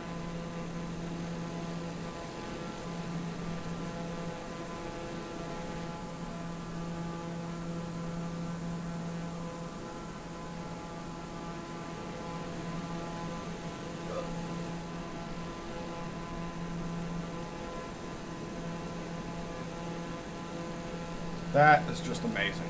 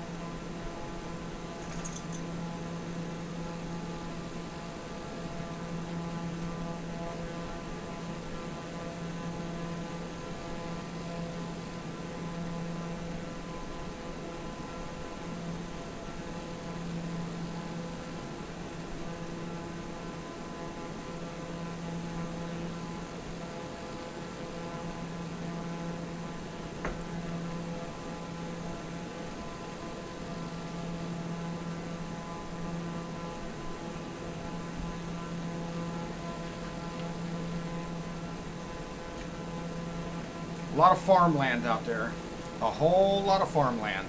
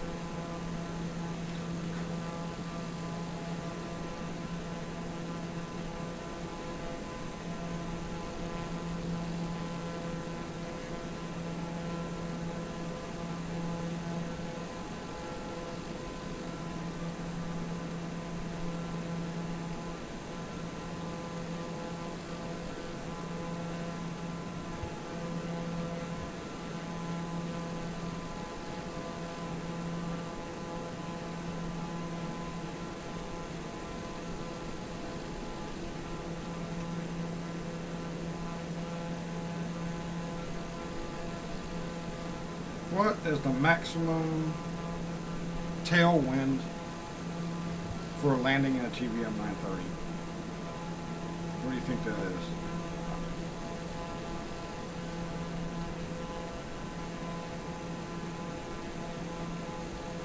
Let's see what the manual says.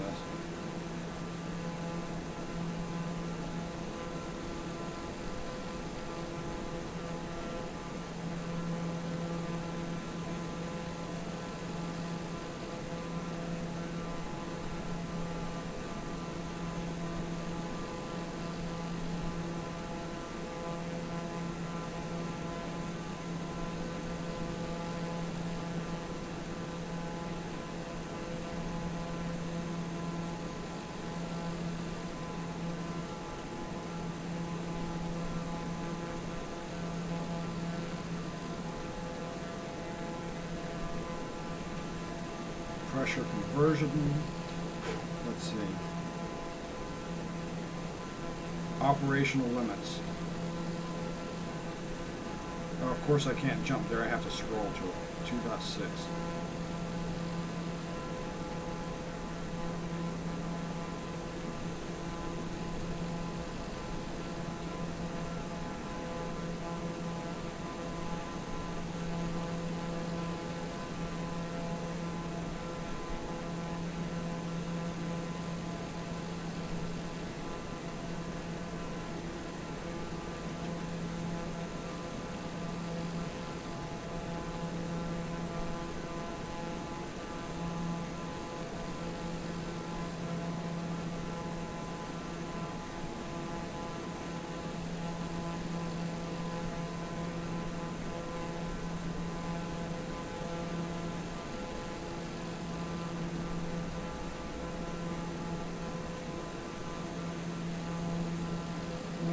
Da-da-da-da.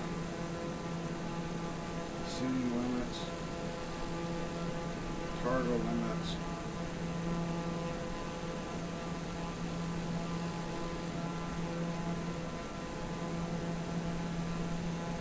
Loading limits.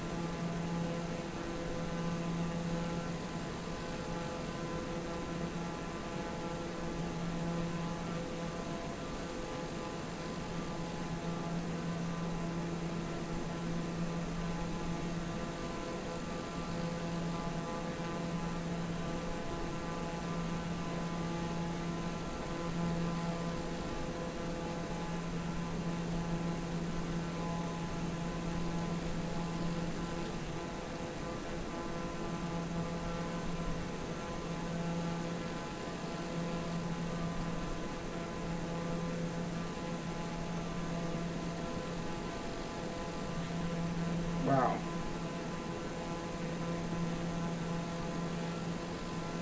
Of course, I can't find it.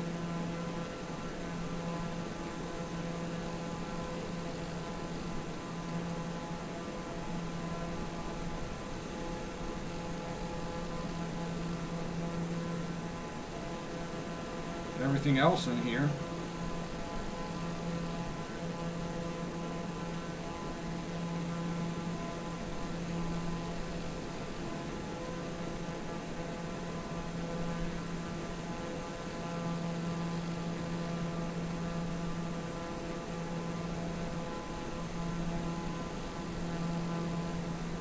But I can't find the demonstrated crosswind velocity.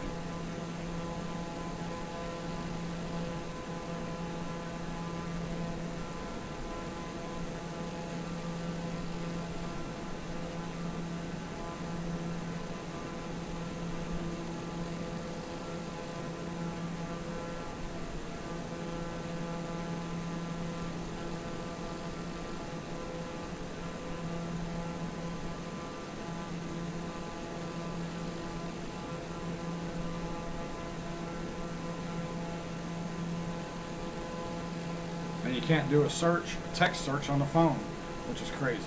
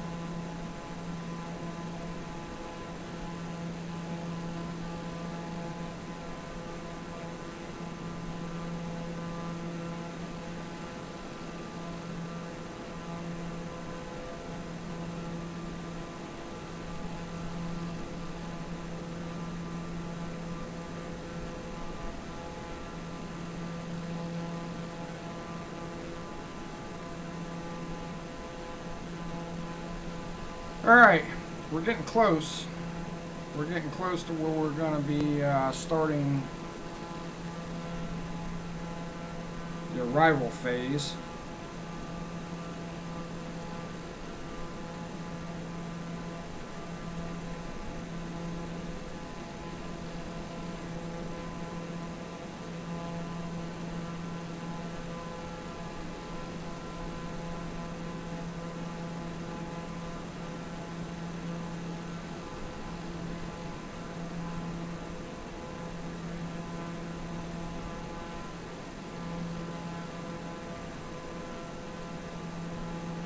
Oh, we had a little bit of turbulence there and a wind shift.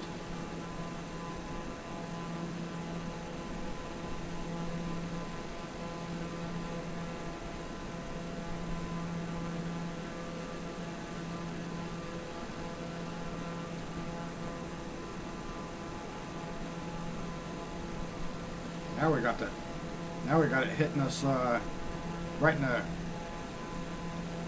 quarter in the tail.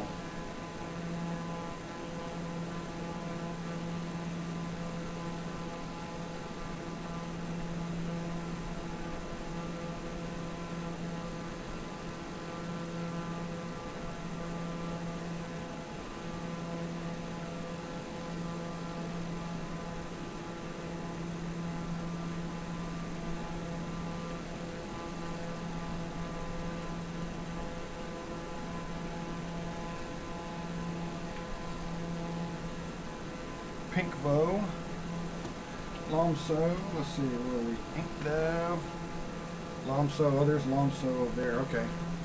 So we got a little bit yet.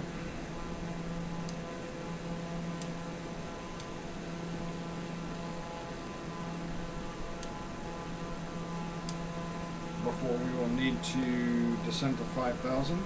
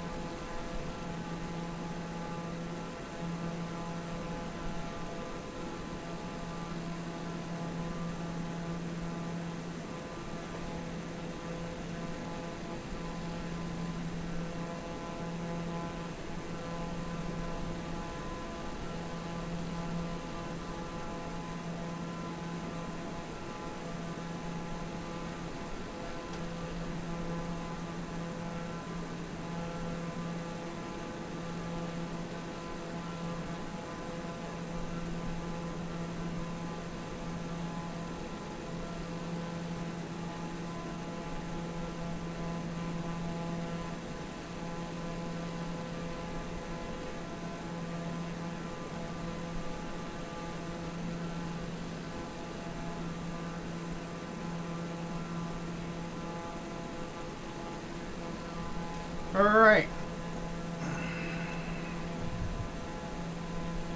Getting ready. We're coming to the end. Ready to start our arrival here.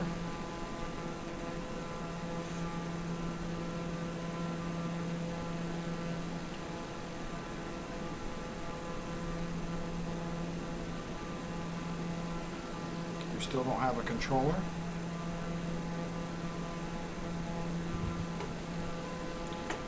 What do you guys want to see? You guys, you want to see the sun, or do you want to see night? You want to see real time, or you want to see sun? I'll let you guys make the call, because it doesn't matter to me. Seeing the scenery is nice. I hate that I stream at night, so everything's going to be dark, but I can fly real weather at a daylight time, but it doesn't matter.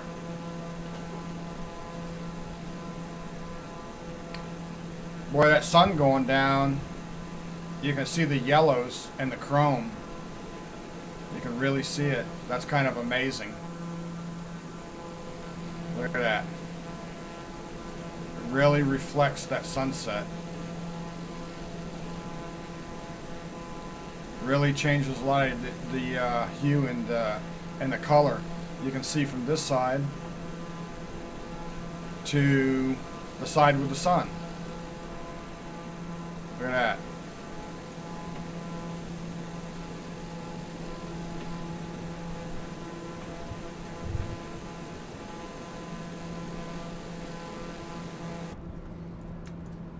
No preference? Sunlight? No sunlight? Kind of pretty out there like this now.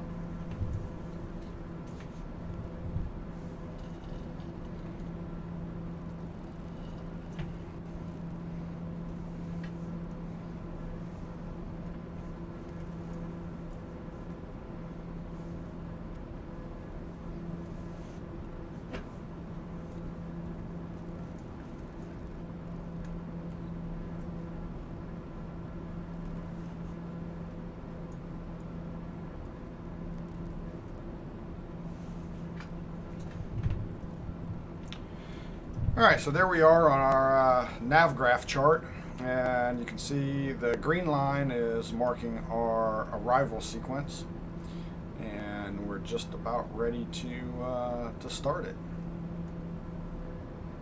Just about here. 6.4 nautical miles, and we'll be starting that sequence.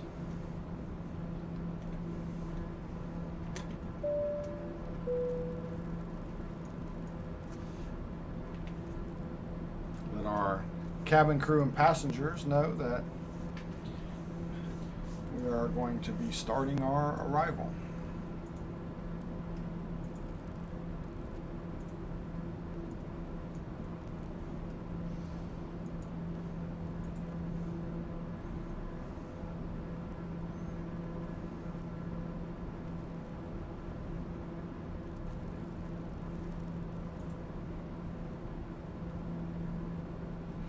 Oh, we got a little bit of weather showing up on our weather map. There you go. Weather radar has picked up a little bit of rain.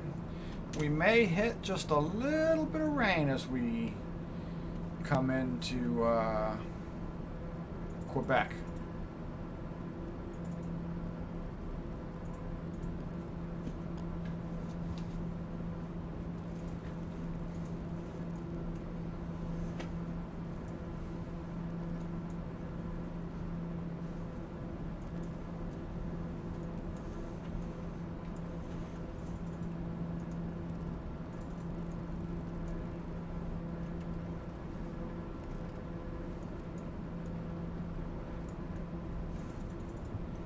Wow, that's beautiful.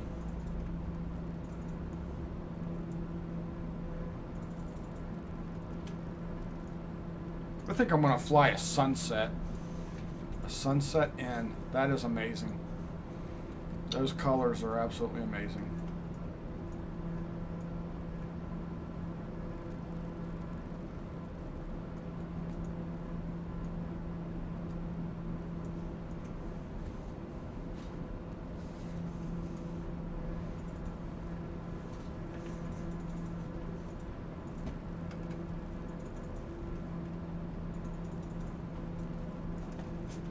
The red skies. Oh, let me go ahead and kick that off. Look at the red skies, man. That's amazing.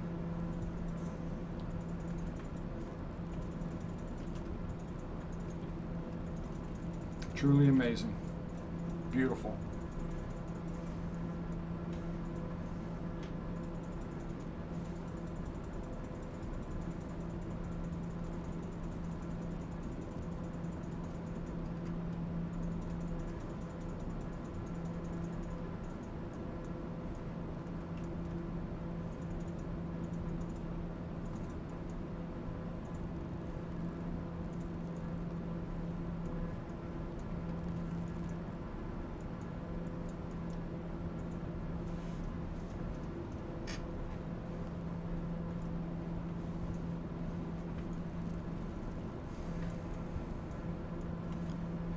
Sockeye. Saki? Saki? Saki? Maybe? Saki? It's the next waypoint.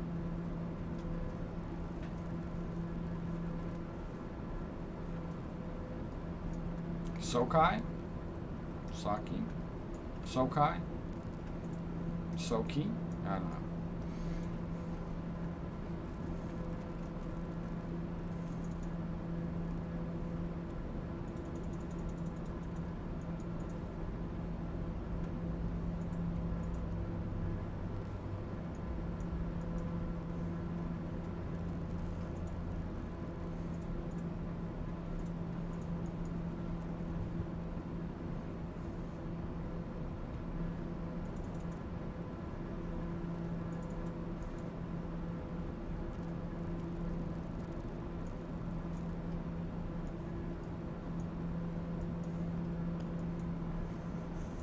A little bumpy with a really strong tailwind.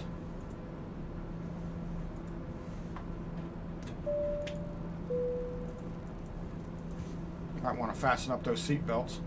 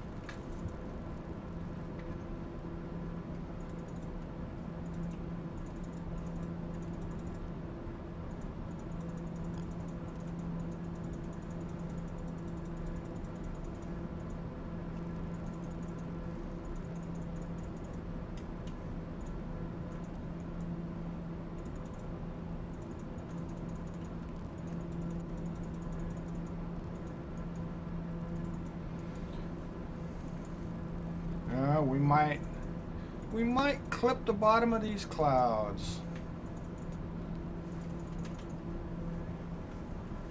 That'll be all right.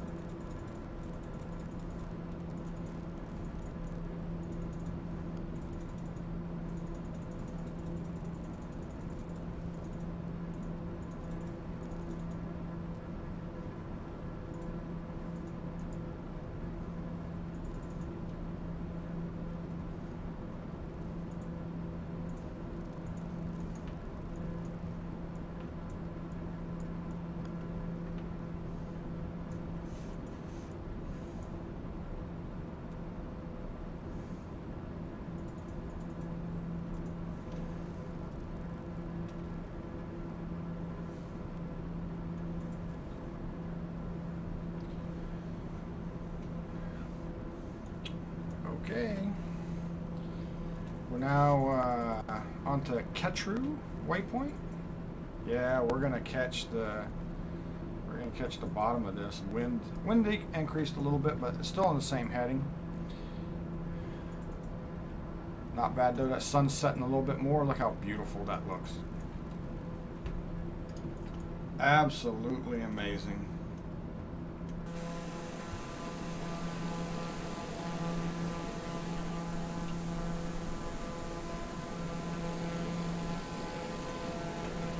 Look at that.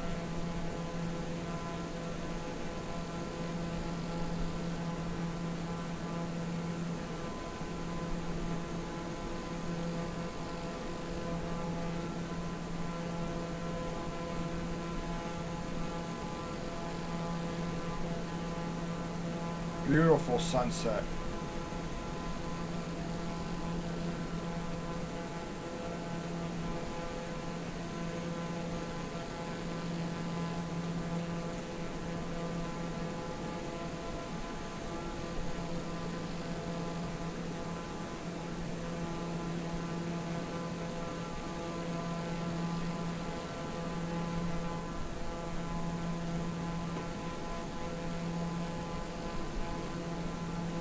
Beautiful sunset.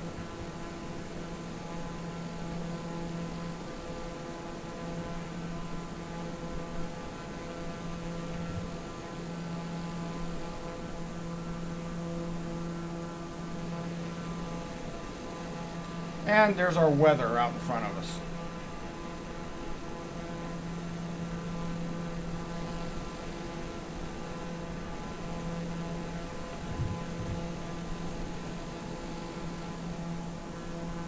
Beautiful sunset, bad weather.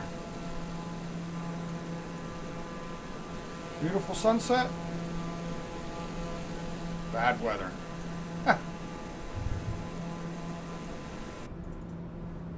Oh yeah, that's looking a little grim, isn't it? That's all right.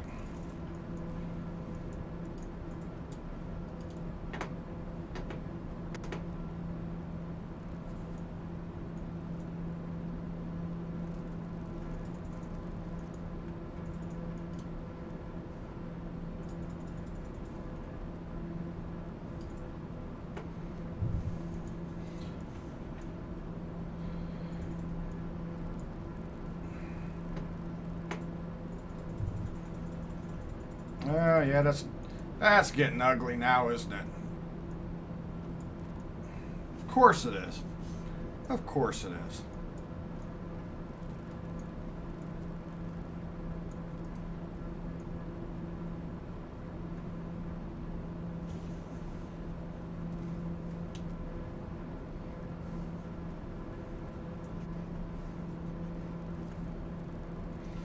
All right, let's go ahead and I'm going to go ahead and go to our procedure. All right, and what we're going to do is we're going to go ahead and pick our approach. Now I'm going to drop down in here so we can see this. All right, and the approach that we were going to make, we said that that was going to be our nav approach for runway 24, and it was going to be Zulu. RNAV 24 Zulu. Okay. Now I can preview this, actually, I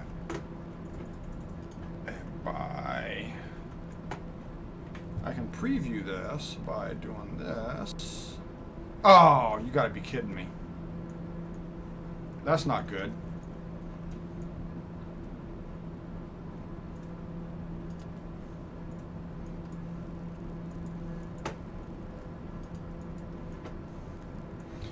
All right, let's make sure everything is still good here. All right, so let's check all our instruments.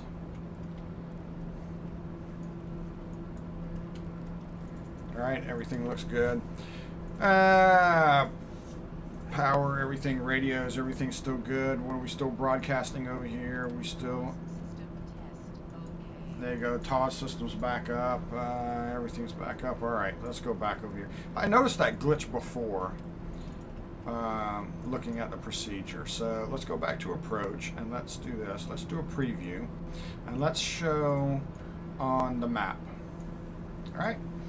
So that's what that's going to look like. That approach. It's BivT, then InkDeb, Ulbum, Kisnik.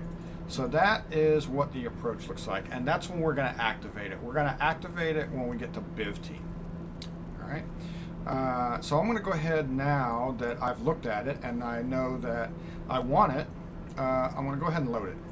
Okay, so now it's loaded, and let's go back over to our flight plan. All right, and see where. Oh, we got to go way down. There we go. Okay, so here it is. So there we are. That's where we are now. We're at Gona, and we're going to go to Lumso, then Pikvo, and Savin, and then there's BivT. Okay, but when we get to BivT, we want to be at 5,000 feet or 4,000, but we can go ahead and activate our approach then, and it's going to take us the rest of the way to runway 24.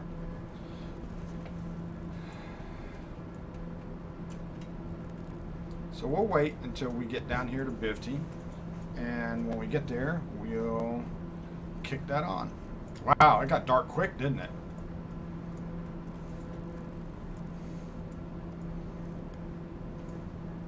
Wow, that's crazy. That's crazy how it got dark so quick. A little bit of a storm as we come into Quebec. It's going to try us, isn't it?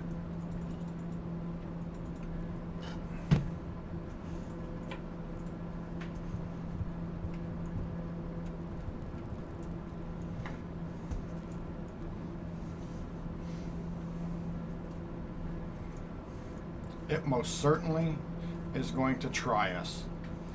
All right, so the temperature dropped a little bit down to 28 degrees Fahrenheit.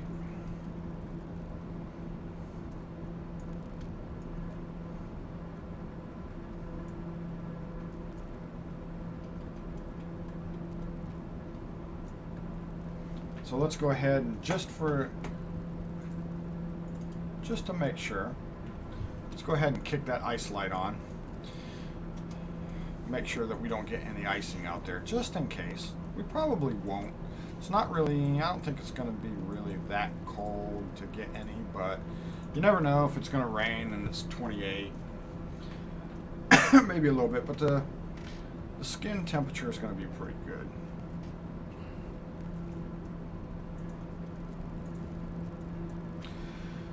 Wow, so you guys that are here at the end, this is going to be something. We're going to see an interesting landing here. Look at this as it's darkening up. The weather's changed on us. We had a good flight coming in. It was clear. We picked up a little bit of weather at the end here. We can see it on our map here on our weather radar. We're going to catch the edge of it, but man, it looks bad outside. Look at this. I've lost visibility. I've lost the ground. I can no longer see the ground. I've lost the ground. So this is going to be interesting now. This is going to be real interesting.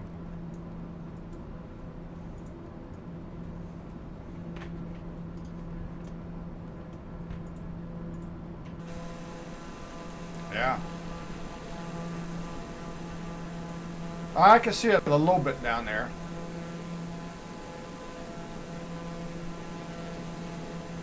But for the most part, no.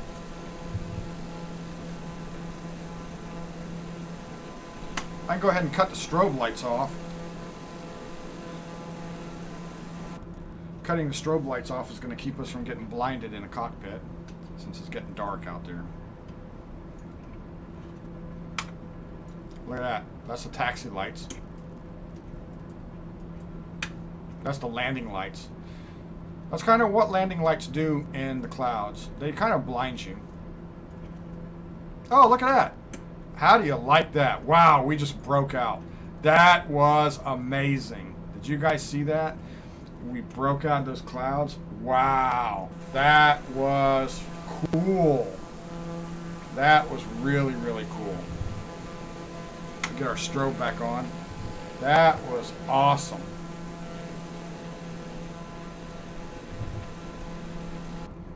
That was really, really cool. We're gonna catch a few clouds here, but that'll be all right. Wow, that was cool. That was awesome. That was really amazing what that looked like.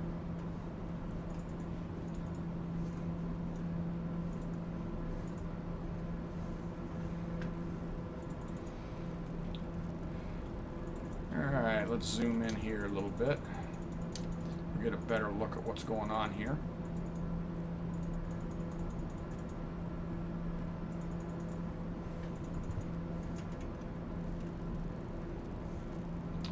All right, as we enter another cloud,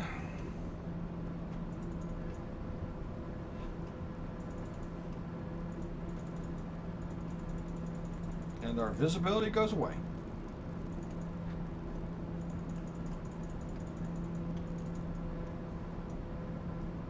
Temperature still holding at 28 degrees. Look at that, you can kind of see breaking out a little bit. A reflection of the strobes off the clouds. That's pretty intense. That's pretty good. All right, we're turning a little bit now at Pinkville. We wanted to be at 5K, right? So I'm going to go ahead and adjust our altitude here and bring us down to 5K. Set our vertical speed and descend at about 500 feet a minute. We are 8.8 nautical miles.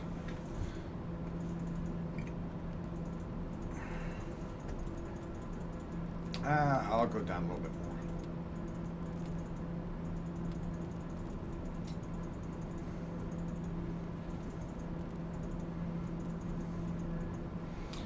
And looking at the synthetic vision on our primary display, it doesn't look like we have any terrain out there that we need to be worried about. We also looked at our charts when we were doing that. We didn't see anything. So we're following the vertical guidance that's set forth in those.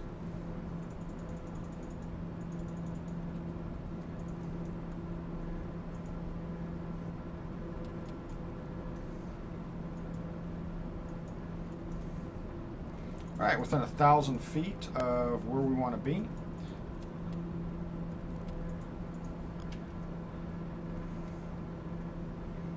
Got 4.4 miles to go.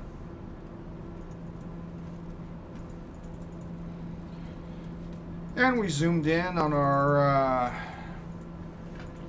display here, and we can see what that approach is going to look like. As we come in here on our arrival, we're going to maintain 5,000 feet until we get to Bivty, and then we will engage our approach mode.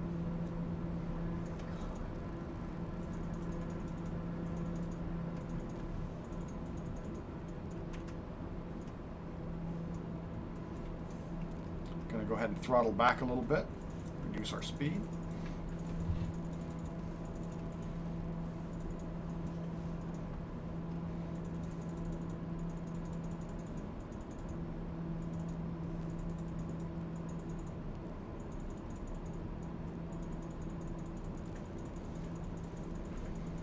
We're still descending, so we're still maintaining some speed. As soon as we level out here, we will bleed off some more speed.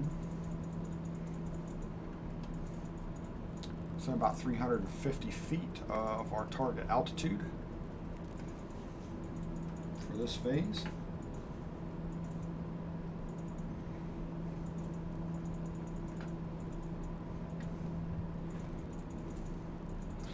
And here we go, entering into a dark cloud. Dark black cloud. No visibility. And we should be passing just off our left, although we're in a cloud, we're not going to be able to see it, or just to our right side, actually. We are to the left of Quebec, and it is off to our right, and we're kind of passing it a little bit now. Alright, we're just about at our target altitude, so our airspeed is about 199. And I'll pull us back a little bit more. Got a nice little cross window of about 28 knots and these dark clouds. I don't see anything really bad on the radar. It's green, so there might be a little bit of rain in here. I'm not really seeing any lightning. I do kind of see, you know, some city lights and stuff down there. So that's not, oh, over there as well. I see them over there. So we should not really have a problem here. Okay, we're down about 190 knots. I'll pull back just a little bit more.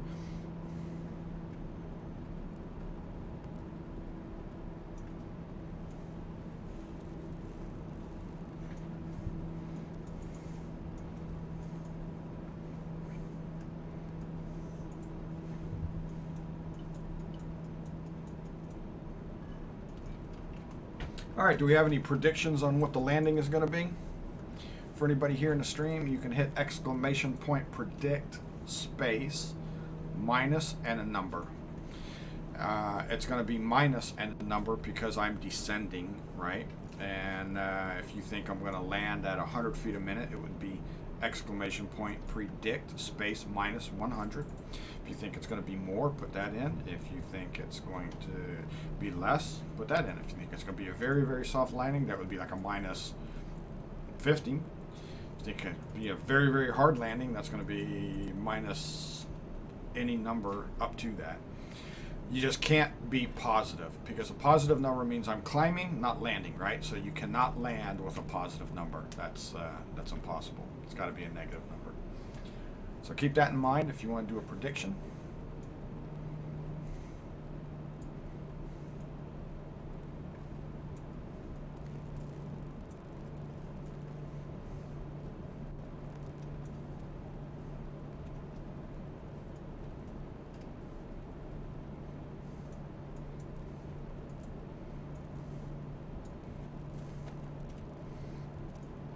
All right, I'm going to go ahead and activate that approach mode for RNAV 24 Zulu. I went ahead and did that, and now we're turning, and I'm going to go ahead and engage approach mode.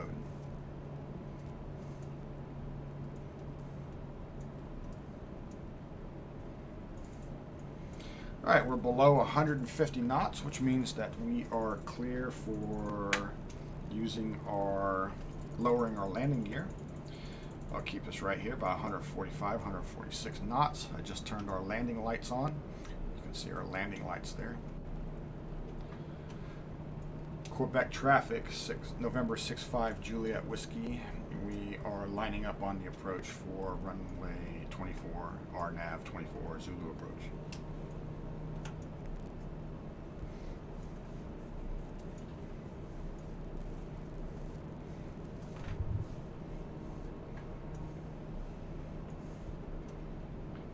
Uh, 153, I'm a little fast.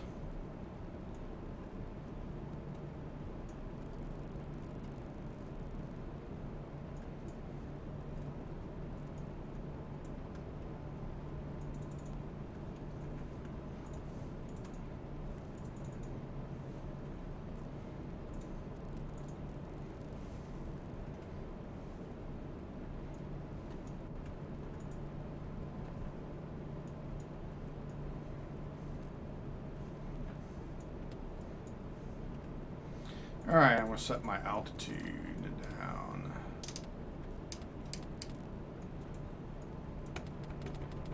I'm going to go ahead and lower my landing gear.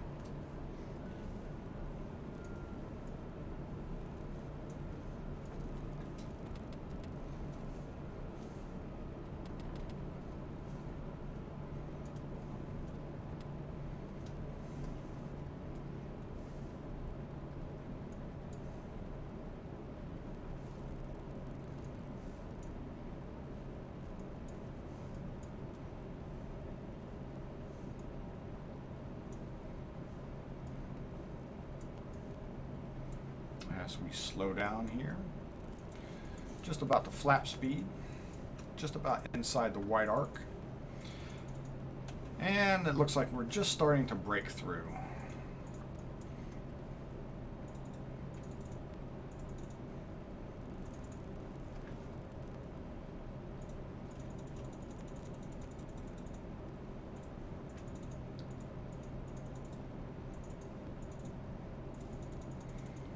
Quebec traffic, November 65 Juliet Whiskey. We're on the RNAV for runway 24, about 2 nautical miles from Inkdeb. Or, excuse me, from Ulbom. 1.7 nautical miles from Ulbom on a approach for runway 24, Quebec.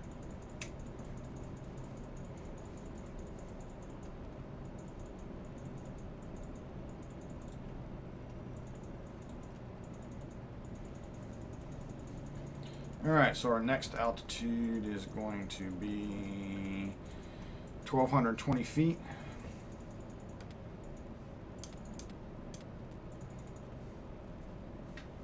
Alright, going to go ahead and put a notch of flaps in. Going to give it a little more throttle.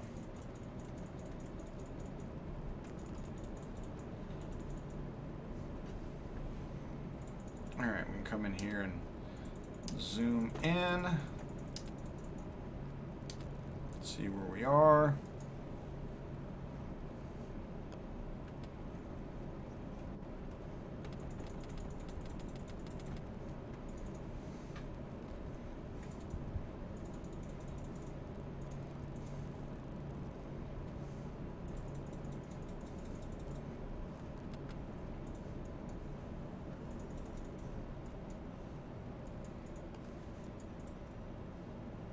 All right, landing gears down. We got 3 green. All right, 3 greens are good. Let's see, gonna come over here. Let's turn this. We don't need this anymore over here. Let's cut off our de-ice light. And there's the runway.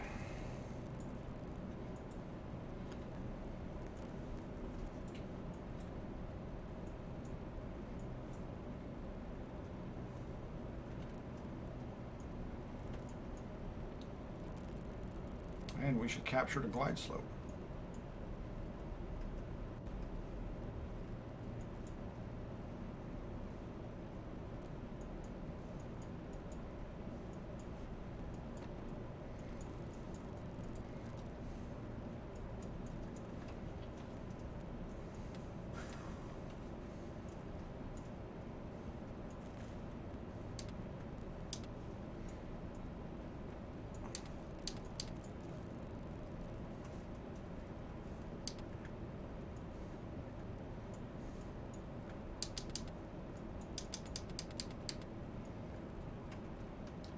All right, and what we're going to do now is raise our altitude. I'm going to put some more juice in here.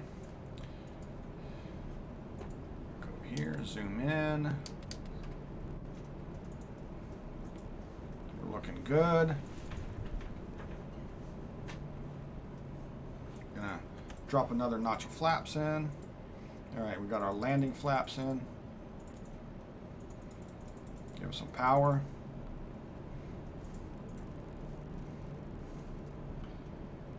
Maintain about 85 knots is what we want on approach. We got that little bit of a headwind coming in. That looks good. That wind is coming in the way we expected it to be when we first talked about this. You remember that 9-10 knot headwind that was coming across? So that is to be expected. Everything looks good. So we're right on track with all of that. We are on the glide slope here.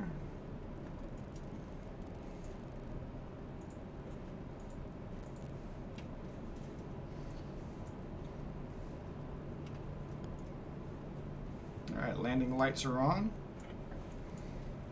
Flaps are down. Landing gears down and locked.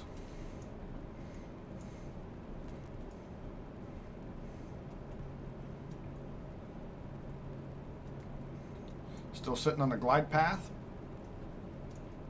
Coming in for runway 24, as you can see here.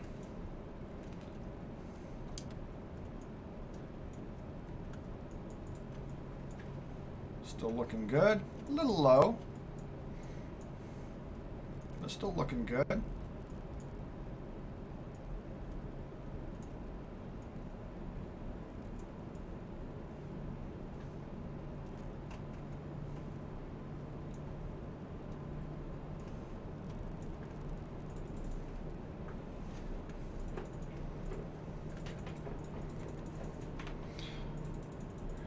All right, disengage the autopilot, disengage the yaw damper. Oh, it is a little bumpy. And we are a little bit low. So I'll hold it here a little bit. Oh, that wind is pushing us. There we go.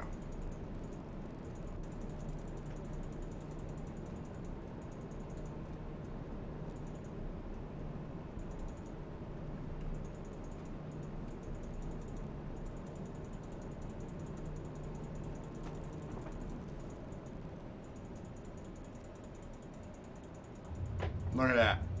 Butter. Absolute butter.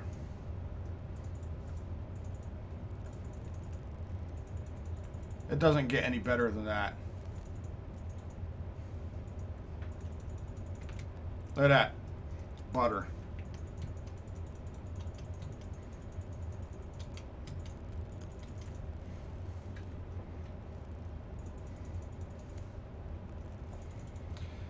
All right, let's see where the taxiway is going to be here, where we can get off this runway at. Looks like we're going to go all the way down here to the end. So let's keep rolling. While we're going down here to the end, let's clean our airplane up.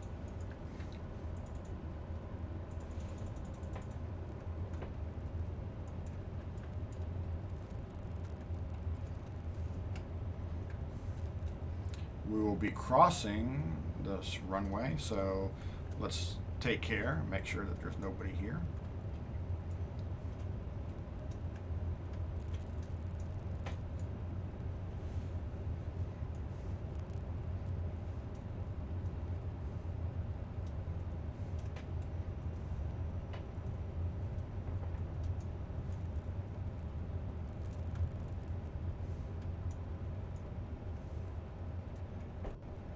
All right, there's an exit.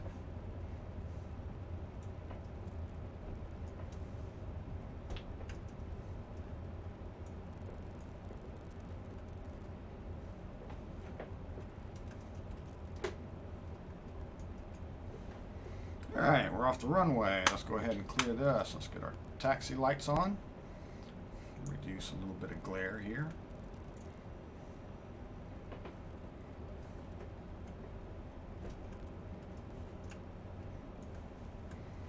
Quebec traffic, November 65 Juliet Whiskey. We are clear of the active, taxiing back to the terminal.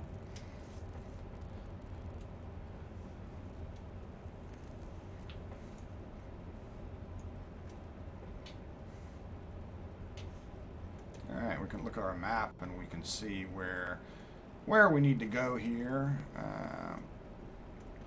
Right here, you can kind of see where we are. We're going to need to make a left turn to go back to the terminal. We are going to have to cross that runway, but can do that. Actually, while we're here, let's just go ahead and hold up for a second. Let's throw the parking brake on, and then let's do this, because one of the things that we wanted to do is we wanted to look at the chart. And I know that I can look at them here and bring them up, but I am going to throw them up like this so you guys can see them too. You remember when we came here at the very beginning? And let me squelch this warning for the parking brake. So here we are. This is the airport where we are, and we're right here. We're at hotel. We exited runway too far at hotel. We're going to turn on golf, and I guess that's going to have us taxi. Well, according to this, you have to taxi down 12 or 30, and according to what we're showing on our actual map, it looks like we can cross it. So I'm anticipating that we can cross here and keep going. And let's see, the tower, it really doesn't show on here where general aviation is, does it? So we're just going to go over here, and we're going to park since we don't have that information. Although what I may be able to do actually is let's go back to our aircraft here, and let's take a look at what I have in Working Title. So maybe Working Title has that information in here. So if I go home and I come in here to charts and I look at the info, and let's look at airport parking. Right, is there an airport? There we go, look at that. So I have an airport parking chart, and what I can do is zoom in on that. Right, and you guys can see it there. So we do go across. We're here. Here's our purple plane. It shows a picture of it. We're going to go down Golf. Golf is going to cross runway 29 here, and it's going to turn into Delta, and then down here we have the control tower, some parking that give us some maximums on the wings, and really doesn't tell us too much. Here's an expanded view of it that shows us that the de-icing apron is going to be down here, and that what maximum wingspans are going to be. So I guess we're just going to come over here to delta. We're going to take it all the way down to alpha, and we're going to hang a right over here, and we're just going to park right there, since there does not look to be a better option. So with that being said, we can go ahead and leave our chart up, and I will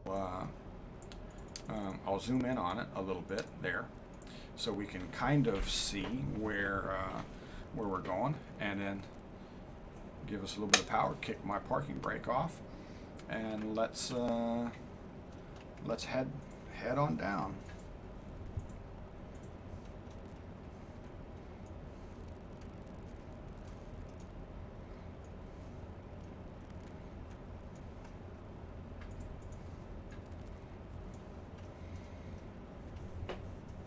So now, as you can see on our chart, our little purple airplane, we're going down Gulf. I can actually see it right here on mine, although that white glare is affecting the camera a little bit. I can see it here. You guys can see it on the screen.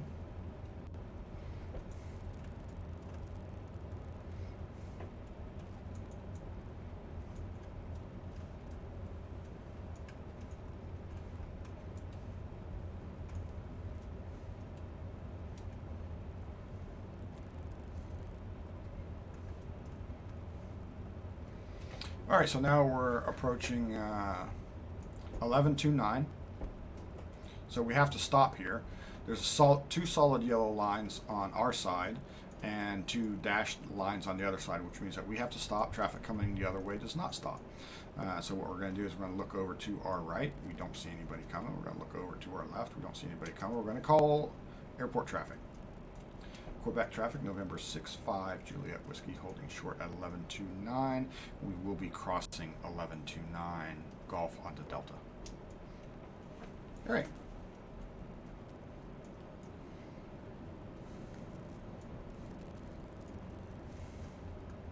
Let everybody know what our intentions are. And we're going to shoot across this runway.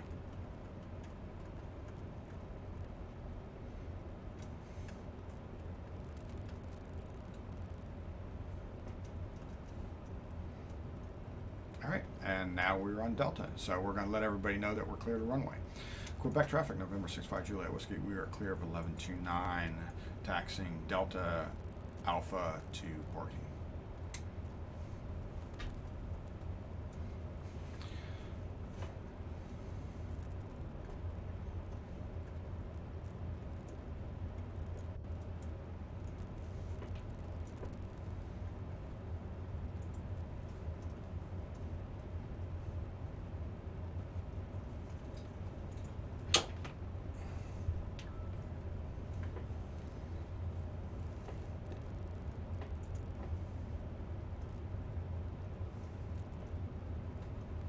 All right, so that's Bravo. We don't want to turn there.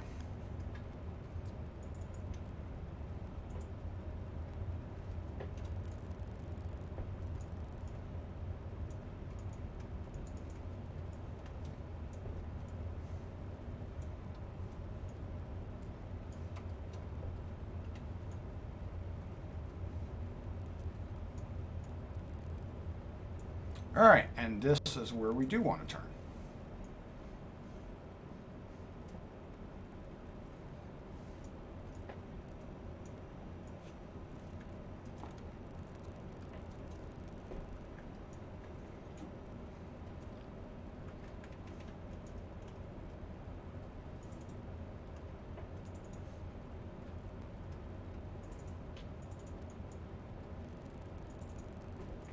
And we're going to pull right up to the gate.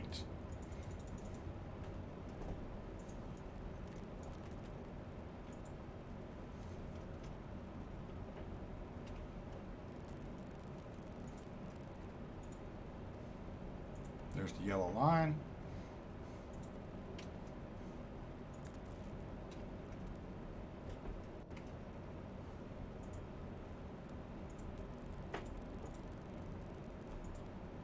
And here we are. All right, we'll set our parking brake. and squelch our alarm. We can go back here in our MFD and we can go to our flight plan and flight plan options, and we can delete the flight plan, delete all waypoints, because we are done. We are here, right? So we don't need that anymore. So we can go home and we can go to map, and there we go. We can put that down. That shows where we are. There we are, where we decided we were gonna park when we were talking about it earlier. That's it. That's our flight. Leg 4 complete. Let's look at our landing details over here before we go.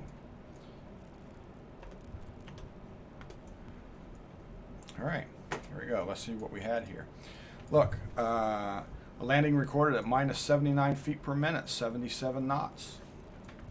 That was a butter smooth landing. So let's come up here to our dashboard and let's see.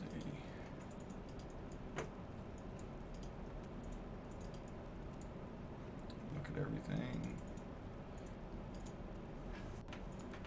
That was good. That was an amazingly good landing. Okay, so here it is. Here's looking at the map. We're going to put in our Discord channel where we have our entire flight plan in there. If I look at this map like this, essentially where we are is right here, right? This is where we are up in Canada. What we're going to do is we're going to continue to fly north, east, and then we're going to jump over to Greenland, and then Iceland, and then we're going to jump over to Europe, and we're going to go all the way down the western shores of Africa, around the Horn, up the eastern side, across to India and Asia, down through Australia on the western coast, then the eastern coast, back up into Asia, across Russia, over into Alaska, down the western coast of the United States and Central America, down the western coast of South America, around the east coast of South America, up through the Caribbean, into Florida, and then back to BNA in Nashville, Tennessee, where we started. So we started our first leg in Nashville. We flew over to the East Coast, and we worked our way up to Toronto over Niagara Falls, and then we are going the way we just described. So we hope that you guys will continue to join us and visit us. Hopefully, we'll get some people to fly with us. That would be really cool to have some people join us along on our flights. So be sure to do that if you guys are interested in doing any of that. And in the meantime, we're going to go ahead and shut the plane down here and finish up with our new trailer. So we appreciate it. I thank you very, very much, guys, for joining us. Be sure to follow and all that kind of good stuff as we stream our flight every Wednesday and our FedEx flights on Friday. Thank you so much. We appreciate it.